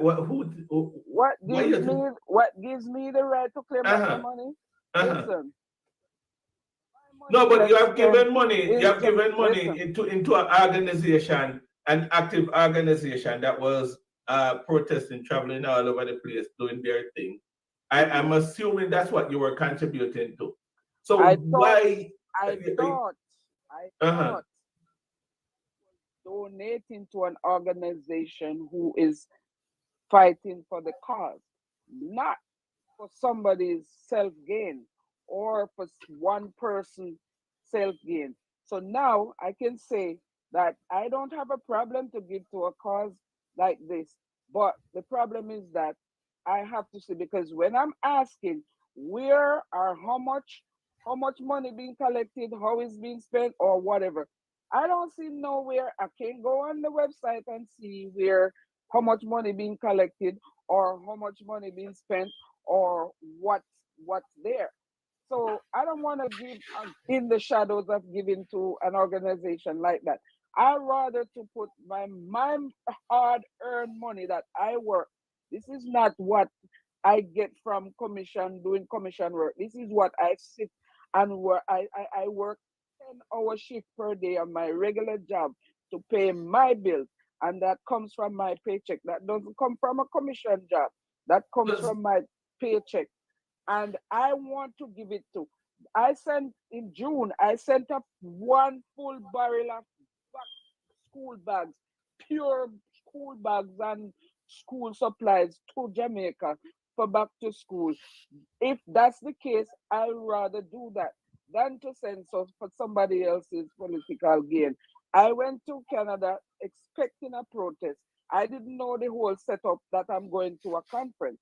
And now, based on what I have seen and what I have read from 501c3, you're not supposed to get involved where is concerned when you are collecting 501c3 money. So obviously, I searched, I could never find the registration. I see a blank form that without signature and stuff like that. So I am not gonna put my money there until I see the proof that there is. I don't have a problem. So Dennis, go ahead, Dr. Francis. I just want to say that first of all, I think what Commissioner Doyle was was very courageous. And also, I want to say that we didn't get any money. I mean, you know, nobody has got any funds or what have you. And I know there's something lurking around, which also about something bad. Listen, let me tell you. That's what we want. That's what we want. Let me tell you this. I've never received a dime from nobody. I went to New York. That was the second protest. I buy my own plane ticket and I get my own hotel room. I pay for my hotel room. I went to Washington, D.C. I rent a vehicle and I drove from Florida to Washington, rent a car, and drove back to Florida. Understand?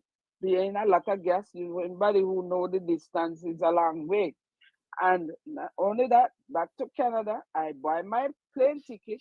I bring my family member there to Canada, pay for his plane ticket, pay for the hotel room, rent a car in Canada, and the whole 9 yards. I've never get a dime, and I was not expecting a dollar from nobody. So it's important that we talk about this money, because this is one of the things that the singer and all the other people talking about, is that money is one of the issues that we have in here. But before we get to the money, you had mentioned something about self-gain. Commissioner Chai, could you describe what is self-gain? What are you referring to when you say self-gain? If you don't want to answer, that's fine too. No, when I listen and I watch the responses and the whole 9 yards, this is like one person is just, it's all about them.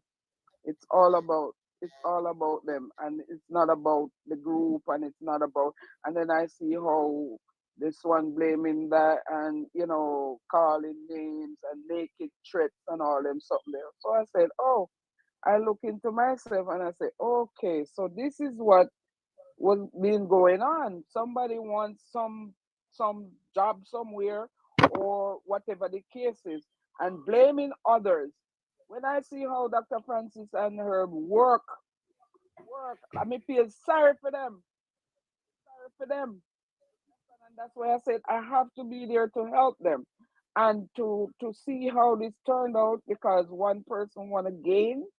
Come on, that's ridiculous. So, all right, thank you, Commissioner Jai. Dr. Francis, Wilfred Rattigan had left the group, resigned from the group. Who went with him?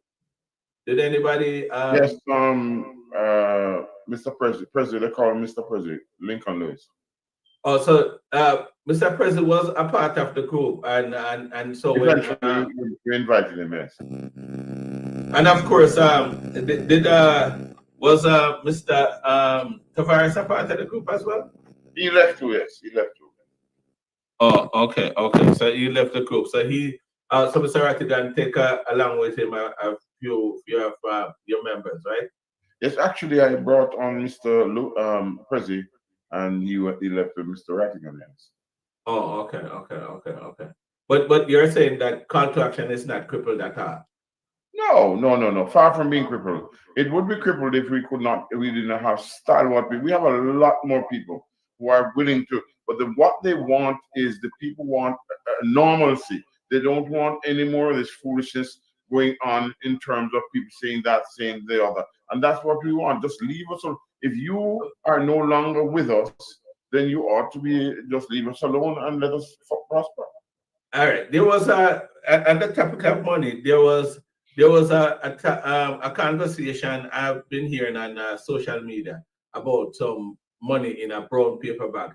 It's unfair for me to really discuss that in depth, because a person who was accused of taking that money in the brown paper bag is Jamaica Carlos. But he had put out a clip, and I have it here. If you don't mind, I could play it to defend himself that he did not.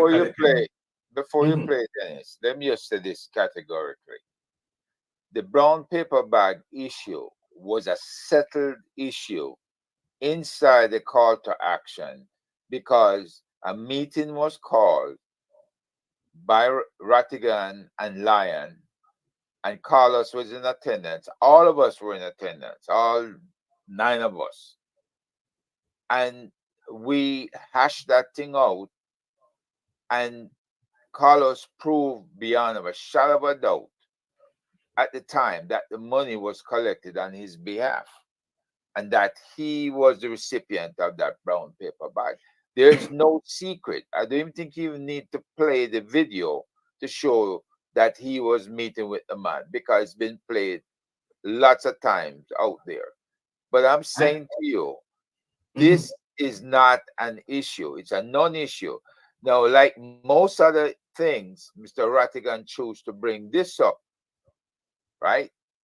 Because he's like that. He's selfish, he's self-centered, and he has not gotten his own way. I want to ask you a question, but I'm gonna play the clip for those who are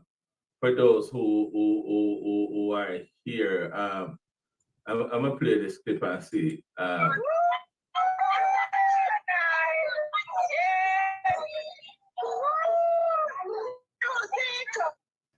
So this is the moment the brother reached out to me, knowing that my father dead and all that. The man come to me and say, Carlos, I love how you work, you know. I love how you beat them with the 2x4. Give me a bag or a box. I'm going to beg a collection for you buy more lumber to get more 2x4 for beat them. Let's watch.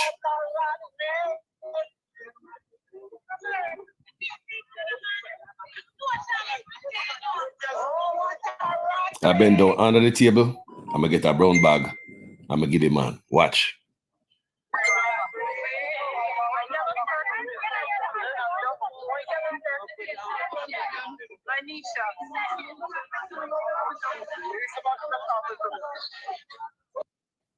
As you can see, the brother open up the bag like a marketing mago.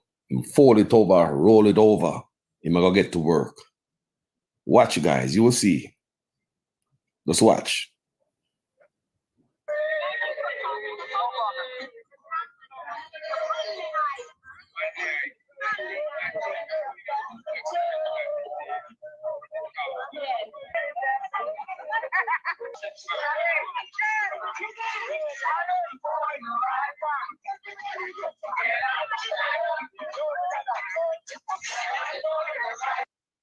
As you can see, the man gone over. That is president right there. The man is next to president. Now listen to the man in the crowd. You can't make no mistake who the man was collecting it for. Listen.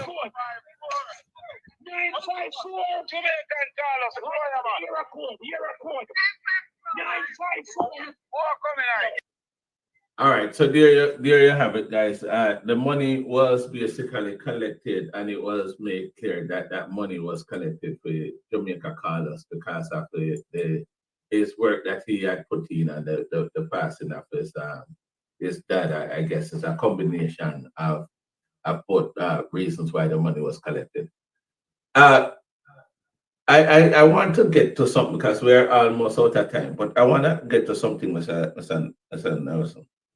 Did you actually share with Mr. Rattigan about Dr. Francis's involvement in Green Bay killing? Let me tell you before you answer. I just felt real. I don't know how to describe it.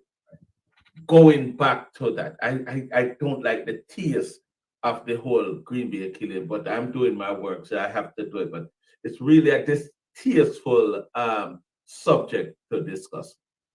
Did you share with Did you share with Attorney Rattigan that that Dr. Francis is involved in Green Bay killing?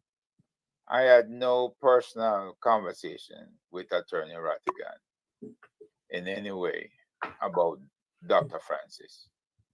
As a matter of fact, it was a part of Rattigan's plan to drive a wedge between us on the call to action table. As a matter of fact, I see people talk about disingenuous here. Rattigan failed to address his role in collecting money, in documenting it, and in publishing financial statements. This is what he should have been discussing. and he should have been discussing why I told Wayne Lonesome he was not qualified to run the association in Canada. That's what he should have been discussing. Instead, he decides to stir up trouble, going back over stuff that our general counsel, Michelle Bowen, had settled years ago, right? Why? Because his ego couldn't take it otherwise. And this is the thing. He kept telling lie after lie.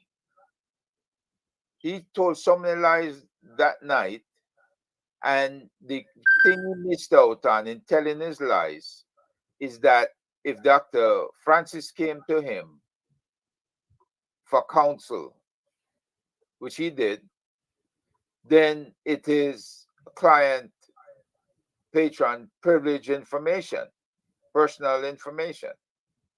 But he didn't care. He wanted to tear the house down, so he put that information out there. This is the type of man we're dealing with. And I'm sorry that you weren't around 6 years ago when a lot of this stuff popped up, and we had to quell the rumor mill, which we settled this 6 years ago, 5, 6 years ago. So let Rattigan come with the person who supposedly received a phone call in Jamaica. Let him come with anything he wants to come with, because that treachery is going out the door. It's Herb Nelson. Earlier in when the protests started, and as you know, I was at the very first one, and I was at the second one as well. Many persons were saying that the connection with Dr. Francis and Mr. Rattigan, it was not right because they both have personal agendas. One of the most common thing is that, and I had asked Mr. Because I was there as a journalist, and I had asked Mr. Rattigan himself too. I think I asked him the question twice, in fact. Pearsons were saying that he was disgruntled because he had applied for the commissioner position a couple of times and was refused. Members of this panel, I asked a question too, and they would have defended it that is not true. They don't think the man have any personal agenda. Are you now saying to me that after all said and done, you, Mr. Herb Nelson, think that Wilfred Rattigan, Attorney Rattigan, had an ambition and did not, that was not fulfilled, and he was disgruntled, and that's why he was a part of you guys' organization to get back at the Jamaica government? He brought that proof with him on Saturday night. He was the one who was making these wild accusations as to how myself and Dr. Francis work with the military intelligence unit in Jamaica to upend his application. He brought that to the fore, knowing that neither two of us had ever had any discussions with him over his applications, other than to praise him for having applied and state it was unfortunate that they didn't select him. Up until Saturday night, you could not tell me otherwise. But when he opened his mouth on Saturday night, I knew he was carrying some kind of grudge. I knew then that he couldn't contain it anymore. He just had to come out and blame somebody for him not making it, other than them rejecting him because he was not playing ball with them. And this is what we always felt. So the rat tail on him own self say I make the cheese. Mighty God. Let me ask Dr. Francis the same question. I know I've been bruising this Green Bay killing thingy that I really want to touch, but before we get to it, because I want to hear from Dr. Francis That, ladies and gentlemen, Dr. Francis, he is here tonight to tell us of his involvement and how in the Green Bay killing. Many of you all, if you're over 50, I think you would have known about the Green Bay killing and how devastating that was to us as Jamaicans. Dr. Francis, are you of the opinion today that Wilfred Rattigan had an ambition to become a commissioner, and he was disgruntled and because he didn't get it, and he used you? Let me ask a question, because this was what was being said from earlier, and he used you to bring out. And I must, before I even ask the question, I must say to the members at this panel, I am indeed a neutral person in this whole saga. I am just here to ask a question, and ask the question that the public is concerned about. So I'm not acting from any position of mine. Dr. Francis, are you now of the opinion that you were used to get back at the government for Mr. Rattigan's personal desire? I could not answer that question honestly and tell you that I know that he did that. I don't know what's in his brain. But all I know, I think he has some hang-ups, okay? I don't know where he got them from, but I didn't know that I added value to that at all. So he was hanging with you, talking with you, but have some hang-ups with you. Apparently. And Herb Nelson would have shared the same sentiment. Mr. Nelson? Yeah, repeat the question again then. You're saying that you guys were working together because you were on many platforms with Mr. Rattigan, and I'm not here to tear him down in any way, shape, or form. I'm just here to ask a question. Are you saying that he was with you, hanging with you, but then have a beef with you that they did not bring out all these times? It out of his own mouth, Dennis. I mean, I don't know. We're still stunned that he would even bring that up and even say it publicly, knowing it to be wrong, knowing not to be true. Yeah, he said it. He said that. I heard that. Yeah, no proof. Have you had dialogue with him since like a one-on-one dialogue ever since you guys leave Canada, Mr. Nelson? The only dialogue I had was via text, which I asked him to report the funds that he received in Canada, and he sent me a text about those funds, right? And I reminded him that we needed to have it documented, because people who give $250 or more need to get a receipt or acknowledgement that we got the money. But the thing is, when people don't get a receipt or acknowledgement and they give cash, if they ask for their money back, who are you going to identify as giving you that money? We had somebody give us $400, and I passed it on to Mr. Rattigan, right, as to who donated up to $650, and it just fell on deaf ears. When I asked him in New York, I asked him in Washington, and I asked him again in Toronto to get the donors list. I even started writing out a list of everybody there in Toronto. And when they gave him the money on stage, I said, we need to put the person's name down. As a matter of fact, I was putting the person's, not the name, but the email, to make sure we'd acknowledge to them that they made a donation. He refused to do that. So I couldn't understand a man who did not send out minutes of any board meetings we had, didn't even send an agenda about the board meeting, right? And now he was refusing on every occasion I was with him to have a donors list. He stated you have to give $5,000 to go on a donors list, which is false. People needed a receipt to be able to claim their income tax, right? On their income tax. And of course, in the US, we know that threshold is much higher. But still, the $250 can be the difference in meeting that threshold or not. Right. You know that. Also, you don't want to take a whole lot of cash in because you can't show whether the money is coming from a good source or not. He knows that as an FBI agent, right? Okay. We don't want to take any laundered money in, right? But I hear you about the money. I hear you about the money, but I've been getting texts. Yeah, go ahead, Commissioner. And Commissioner, before you even talk, do you know that I have a back to school program that I just came from Jamaica? I give away 450 bags to kids down there.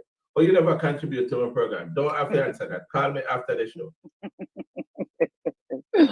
Oh gosh. Anyway, you know that will come in due time. But anyway, as you mentioned about my campaign, I as a commissioner, and I have to open a non-profit campaign account, right? And it's the law. I cannot accept nothing over $50 and over in cash. Understand? Oh. That's the law. And that's not even a 501c3. 501c3 is even more worse than that. So therefore, yeah, I can't accept that. That's just donation to my campaign account. So therefore, I mean, you know, this is what we fail to understand. If you're taking cash over $50, you're in serious violation. You're in serious violation of the non-profit rules and laws. Wow. So that's I guess that's a question for Rattigan to answer as it relates to that money that you guys talking about. But I want to play Dennis, yes, sir. Dennis, it's very important that. So let me say this. I'm sorry. Let me say this. That brown paper bag that was going around, if anything in that brown paper bag was put in there for OGLDF, and me sure no say a pure cash going in that bag.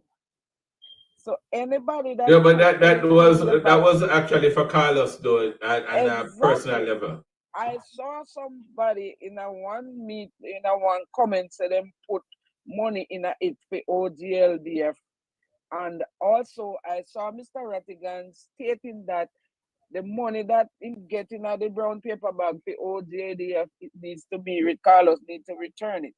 It is not so, because you cannot accept cash under those circumstances. And I was there when that brown paper bag was going around.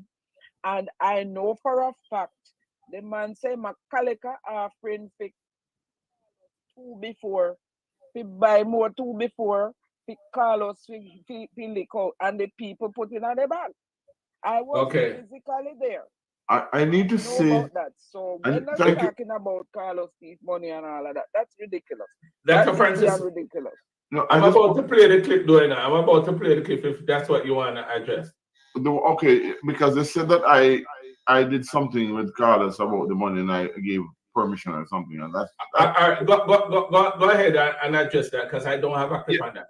No, well, that it was said that I gave permission to, and it's quite clear during that I was away. If you look, I was in the back.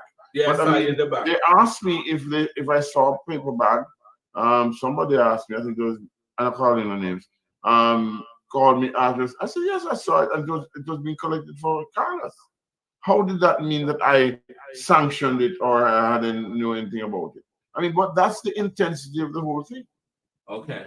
All right, guys. To be continued as it relates to the money, because I think I'm gonna talk to Rattigan about something about that, because some question, if he allow me, I will ask the question.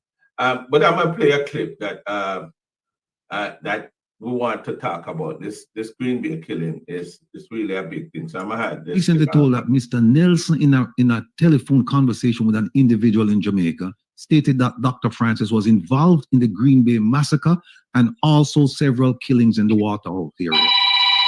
Now, I have been told that there are victim families in the Olympic Gardens and Waterhouse areas who would like to meet with Dr. Francis to ask about the demise of their loved ones.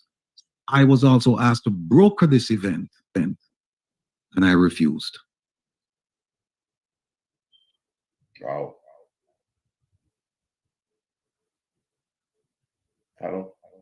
So Dennis, ask Mr. Rattigan to send you the names of those victims' families so we can address them, right? And then ask him why he didn't want to broker such an event since he loves the limelight so much, right? Because he's bringing up a totally false scenario that I was talking to somebody in Jamaica. You asked me the question earlier if I was about discussions with him. And I told you I didn't have any discussions with him. So how does he come out of the blue now to claim that the discussions was not with him, it was somebody in Jamaica? Where's this mystery person in Jamaica? Who are they? Very good question. But who Dr. Francis, defend your position as it relates to killing. I don't have to defend anything because it's rubbish. I was the man in charge of the military police, force security officer. Okay, I was asleep in my bed. The next morning I heard that there was a killing at Green Bay. When I learned about the circumstances that people were taken to Green Bay, it was disgusting. And it led you at the time you were an active member in the military. What do you mean if I was an active member? I told you I was a force security officer, the first military police that was official in the Jamaica Defense Force. Go look at it. The label is still at the front desk. Right? And when I was disgusted about the whole thing. And a lot of things led after that. But at the same time, somebody must be carrying a belly for me or something, because the fact of the matter is that there's some, people who were totally opposed to that being accused of doing something like that. And it went to the Gleaner, which I sent you a copy of the Gleaner. We sent you another Wikipedia copy. Distribute it. My name has not been called in, that is 1979, 78, 79.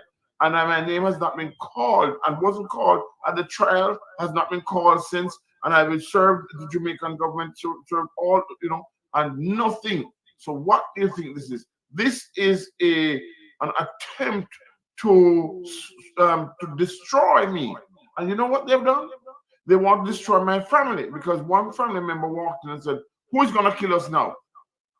Because they know. I want to ask you that question at the end of it, and I'm going to ask Herb Nelson as well. This is horrific. It's horrific.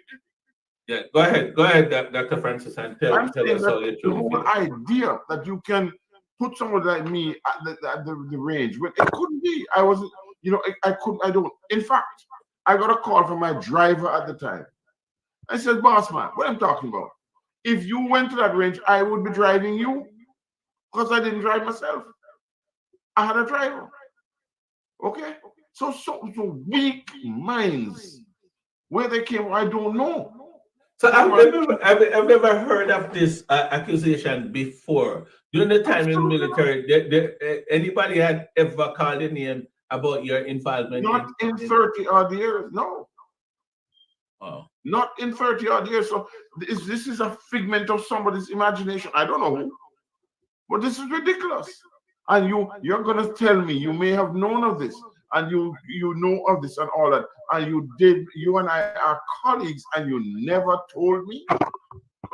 And now you're telling everybody I am the guy who's stabbing you, I am the guy who's doing this, I am the guy who's doing that. Come on, ladies and gentlemen, the reason we came on here tonight is to debunk that myth and to tell you, whoever told you, believe you me, they need their heads examined.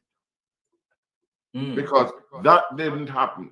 I killed no one. And let me make it quite clear. If I killed members of the family, how the heck did I represent that same area? Okay, and only lost my seat by 12 votes. Because I told you I was involved in it. Okay? I just want to tell guys nobody that came to me. I'm trying to pull it over, but it's not coming across. But I'm going to try with it some more. For those who want to see, you could check the Gleaner or Google this Green Bay survivor.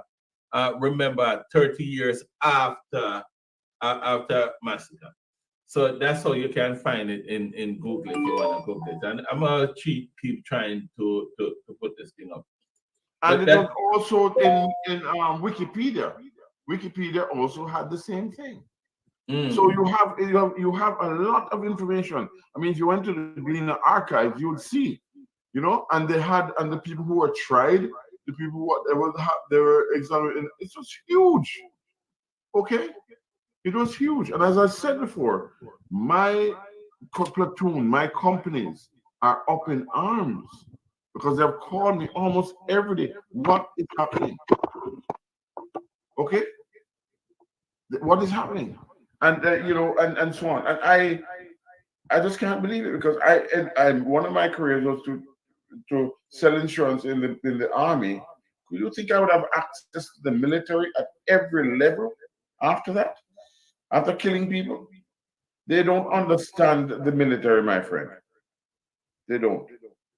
So are you guys implying that this is a make-up story by Mr. Rattigan? You have called a name. I'm not calling a name. I said anybody has done this needs their heads examined. Wow. Not calling any names. I was trying to pull it across to read it out, but I'm having a little bit of challenge pulling it across. I probably should have done it before I set up the show. It's giving me a hard time. Ladies and gentlemen, there you have it. Dr. Rupert Francis and Herb Nelson, the guys that in the news. Jamaica Carlos was unable to make it tonight. But those are some of the main names that was called in this past Reason Rattigan show that they have that he have every Saturday. That talks about issues and concerns of Jamaica. But he was a bit. I think he wanted to address some of the things that was floating around. And he did that on this past Saturday. You can check it out on Reason Rattigan. And the names that were called was Herb Nelson and Dr. Rupert Francis, and of course Carlos, Jamaica Carlos, who was accused of collecting some money as well. But how does your family affected by all this, Dr. Francis? Dr. Francis, you're muted. Are afraid because anybody can come and shoot us now, and we don't know who, because it's supposed to have people out there who have missed their loved ones, and I supposed to have killed them and all that sort of thing. And so they're afraid. To be quite honest with you, and this is bad because anything can happen, And I want you to look at the bottom of that poster. I'm not saying anything more, but I want to look at the bottom, and it talks about organized crime. How on God's earth that came about? So, Dr. Francis, that means you couldn't go to Jamaica now. I definitely can't. No members. So anyway, I'm gonna cease saying anything right now. Okay. Wow. Mr. Nelson, anybody in your immediate circle has been affected by some of the things that is floating around on social media? Yeah,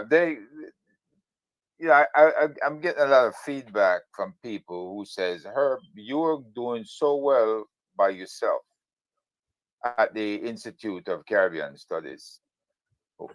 The day you got mixed up with Rattigan, I didn't like it because I could not trust him. And I stood up for Rattigan at every turn because I started that radio program with him. I started the YouTube with him, right? When he spoke about suing people and Wayne Lonesome suing people, I was the guy that I'd put out, and you can ask Dr. Francis and anybody else, because I usually do like a newsletter out to the task force. I said that we need to have, just like they have here in America, an innocence project, right? And I also spoke about those prisoners that we have locked up in jails in the Caribbean as well, especially in Jamaica, over 150 prisoners that have never been charged. Some of them was in there for 40 or 50 years or more. So when we're bringing up these things, I was being praised. And then I went and I gave the ideas to Mr. Rattigan, and he's claiming it all for himself. That he thought about this. I told him, I said, we have to have something like the NAACP Legal Defense Fund. That's where all those ideas come from. And I said that on one of his programs. But the fact is, before he launched or paid money, as he put it, as if he's the only one spending money out there, Doc Francis can tell you to bring in the head of Cyberpol, International Cyber Policing, and to have him present in Jamaica cost me almost $10,000, right? To bring in other speakers to cover other key areas of law enforcement, of crime and security over the years has cost me over $10,000. So I'm putting my money where my mouth is. And I have to argue with half of these idiots out there as to whether or not I've made any contribution. Well, Mr. Rattigan doesn't know because he's never asked. He's never looked into the spending and the programs that I've done. I've asked him to fill in for me just to let him get a feel for what it is to have international attorneys and other international people speak at the Institute of Caribbean Studies, Caribbean American Month, at the Legislative Week. He did that 2 years ago. So he got a... And he was... Listen, Nelson, somebody's asking for the records, which I know you have said it before. You said you spend all those money from your pocket. Somebody's asking that. Yes, yes. Okay, okay. Dr. Francis, a question to you. Yes, I see the question. Okay. By the way, I spent a lot of money too, but I'm not even going to go into that over the years. We can do that at another time. But let me answer that person. The question about the lawsuit against the Prime Minister. Well, gentleman, whoever you are, I did not want to sign it because I'd signed 5 previously. And I said, what is this? Why am I the only person, according to them, the only laborite, and I am signing all of these things all the time? Ask anybody. And I refused. I said, I'm not going to sign anymore. Okay. And by the way, Mr. Rattigan said that I was dilly-dallying around and this, that, the other. 5 of them. And each of them was a target on my back. And it is at that time I realized that somebody maybe don't like me. That's all I have to say.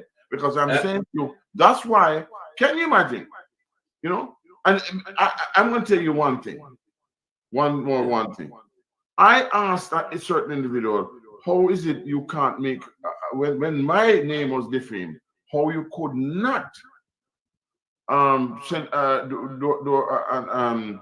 sue that person? I have not gotten a response up to now. Wow. So I'm just saying to you, and you know, I'm just saying to you, whoever that is, a very good question, because I nearly forgot that these things should not have been, we are grouped together, we should sign together, but no, I was the quote unquote idiot, I guess. Okay. The guinea pig, you were the guinea pig. Guinea pig, yes, guinea pig. Commissioner Jai said you were the guinea pig. Herb Nelson, we're gonna end pretty soon here, but I might ask you a question.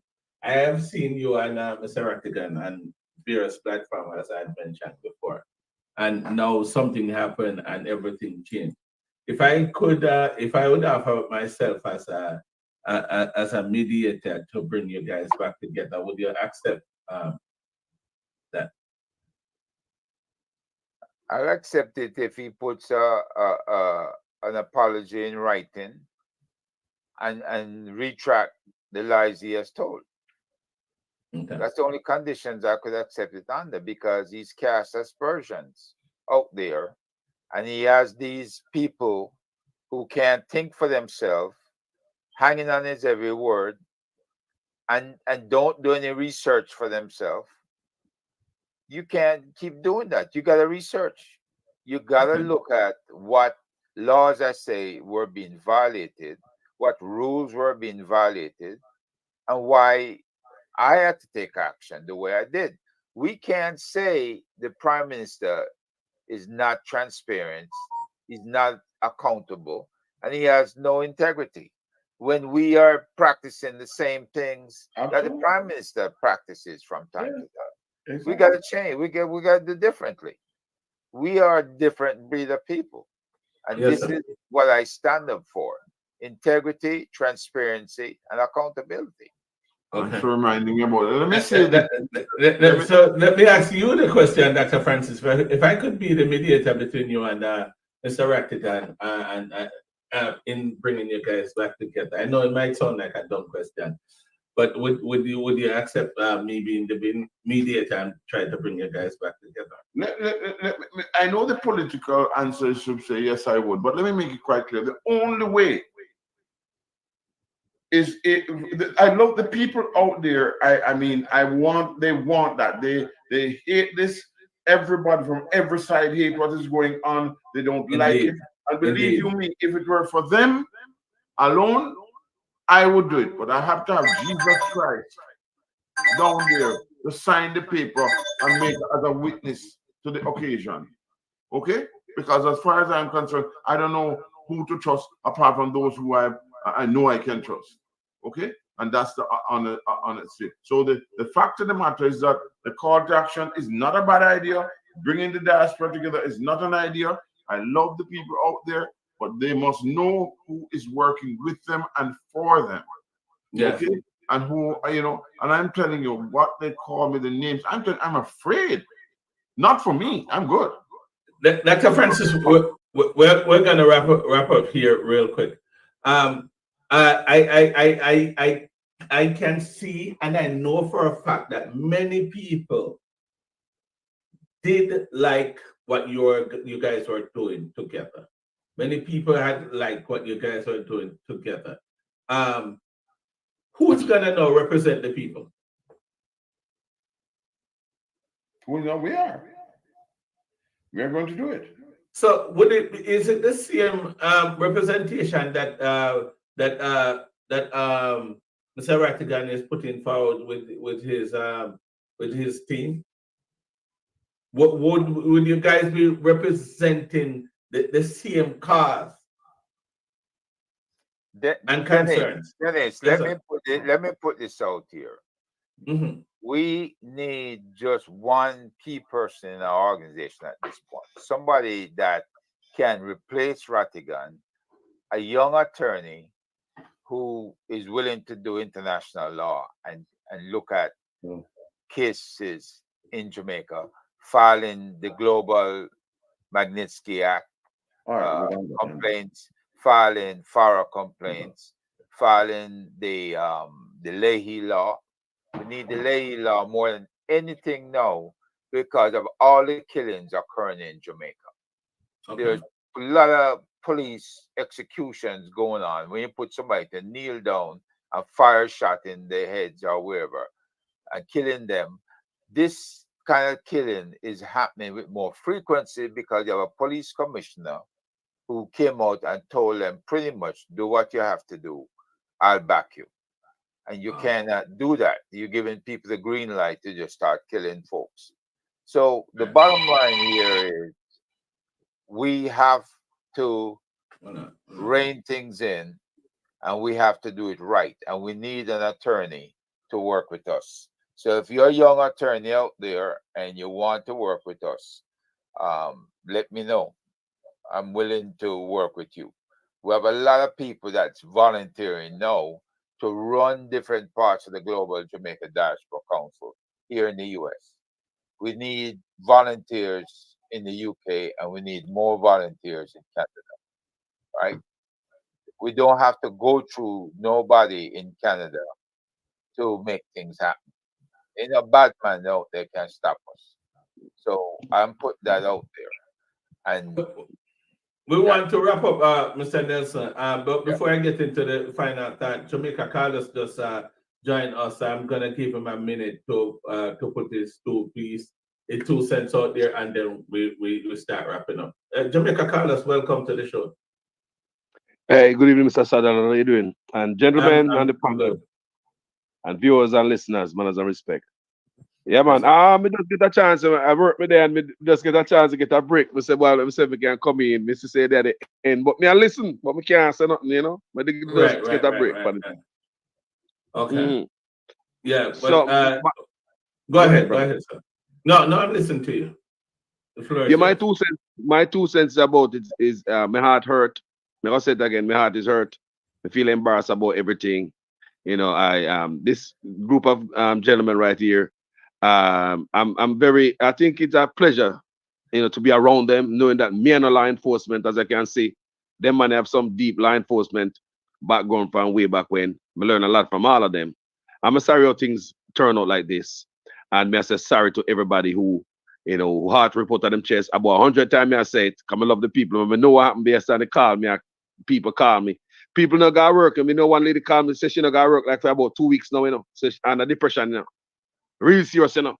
One lady that got work for about 2 weeks because of depression. Serious thing me I tell you, so me know the weight of this thing and what we are doing and the impact and of everything. So let me talk about my little part about the money. When we go to New York, people me never ask nobody for no money. Everywhere I go to call to action. Herb is here. Herb was on the board for the money. Herb no.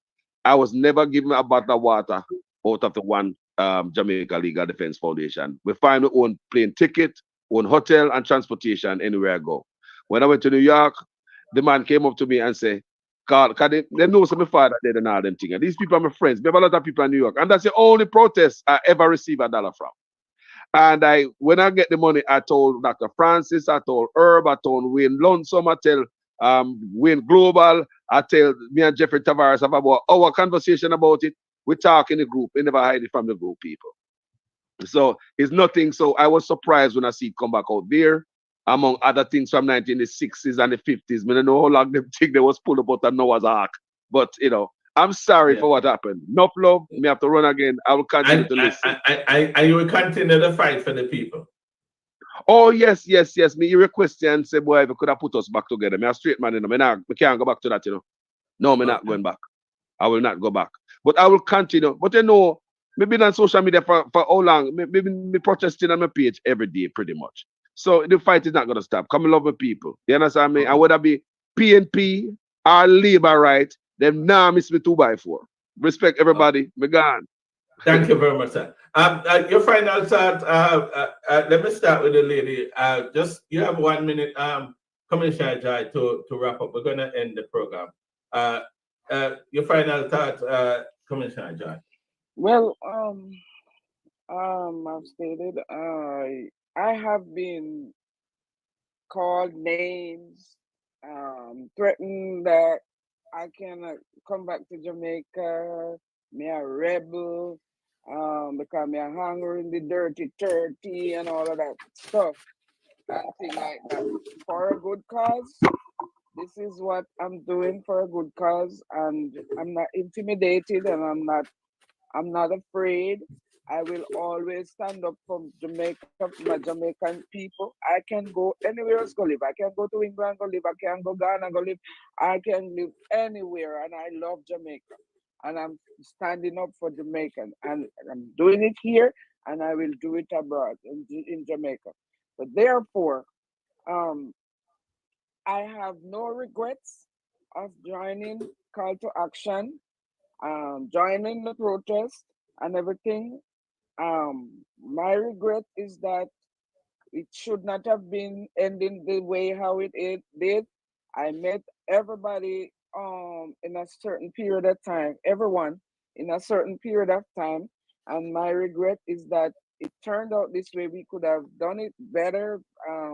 But when I look and see all what is happening here, I have to think twice of which circle I go in, or who I hang around with, or who I even try to do business with.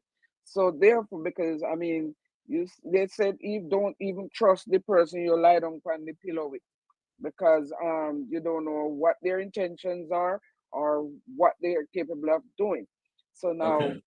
I'm saying, let us get a way out of this. Let us focus on fighting for Jamaica, fixing Jamaica, because while we are on social media doing all of this, fixing this and fixing that, it's taking longer than ever. Jamaica is getting sold out. So guys, we can do this, and we're gonna continue to do it. Hello, Dr. Francis and Herb Nelson. I love you and I respect you. My respect no less for you guys. I respect the others as well, but I have to take it arm's length. So thank you very much for having me here tonight. I respect you, Mr. Dennis Sutherland, for trying to fix everything. I love You're you guys. welcome. I love you too, sis.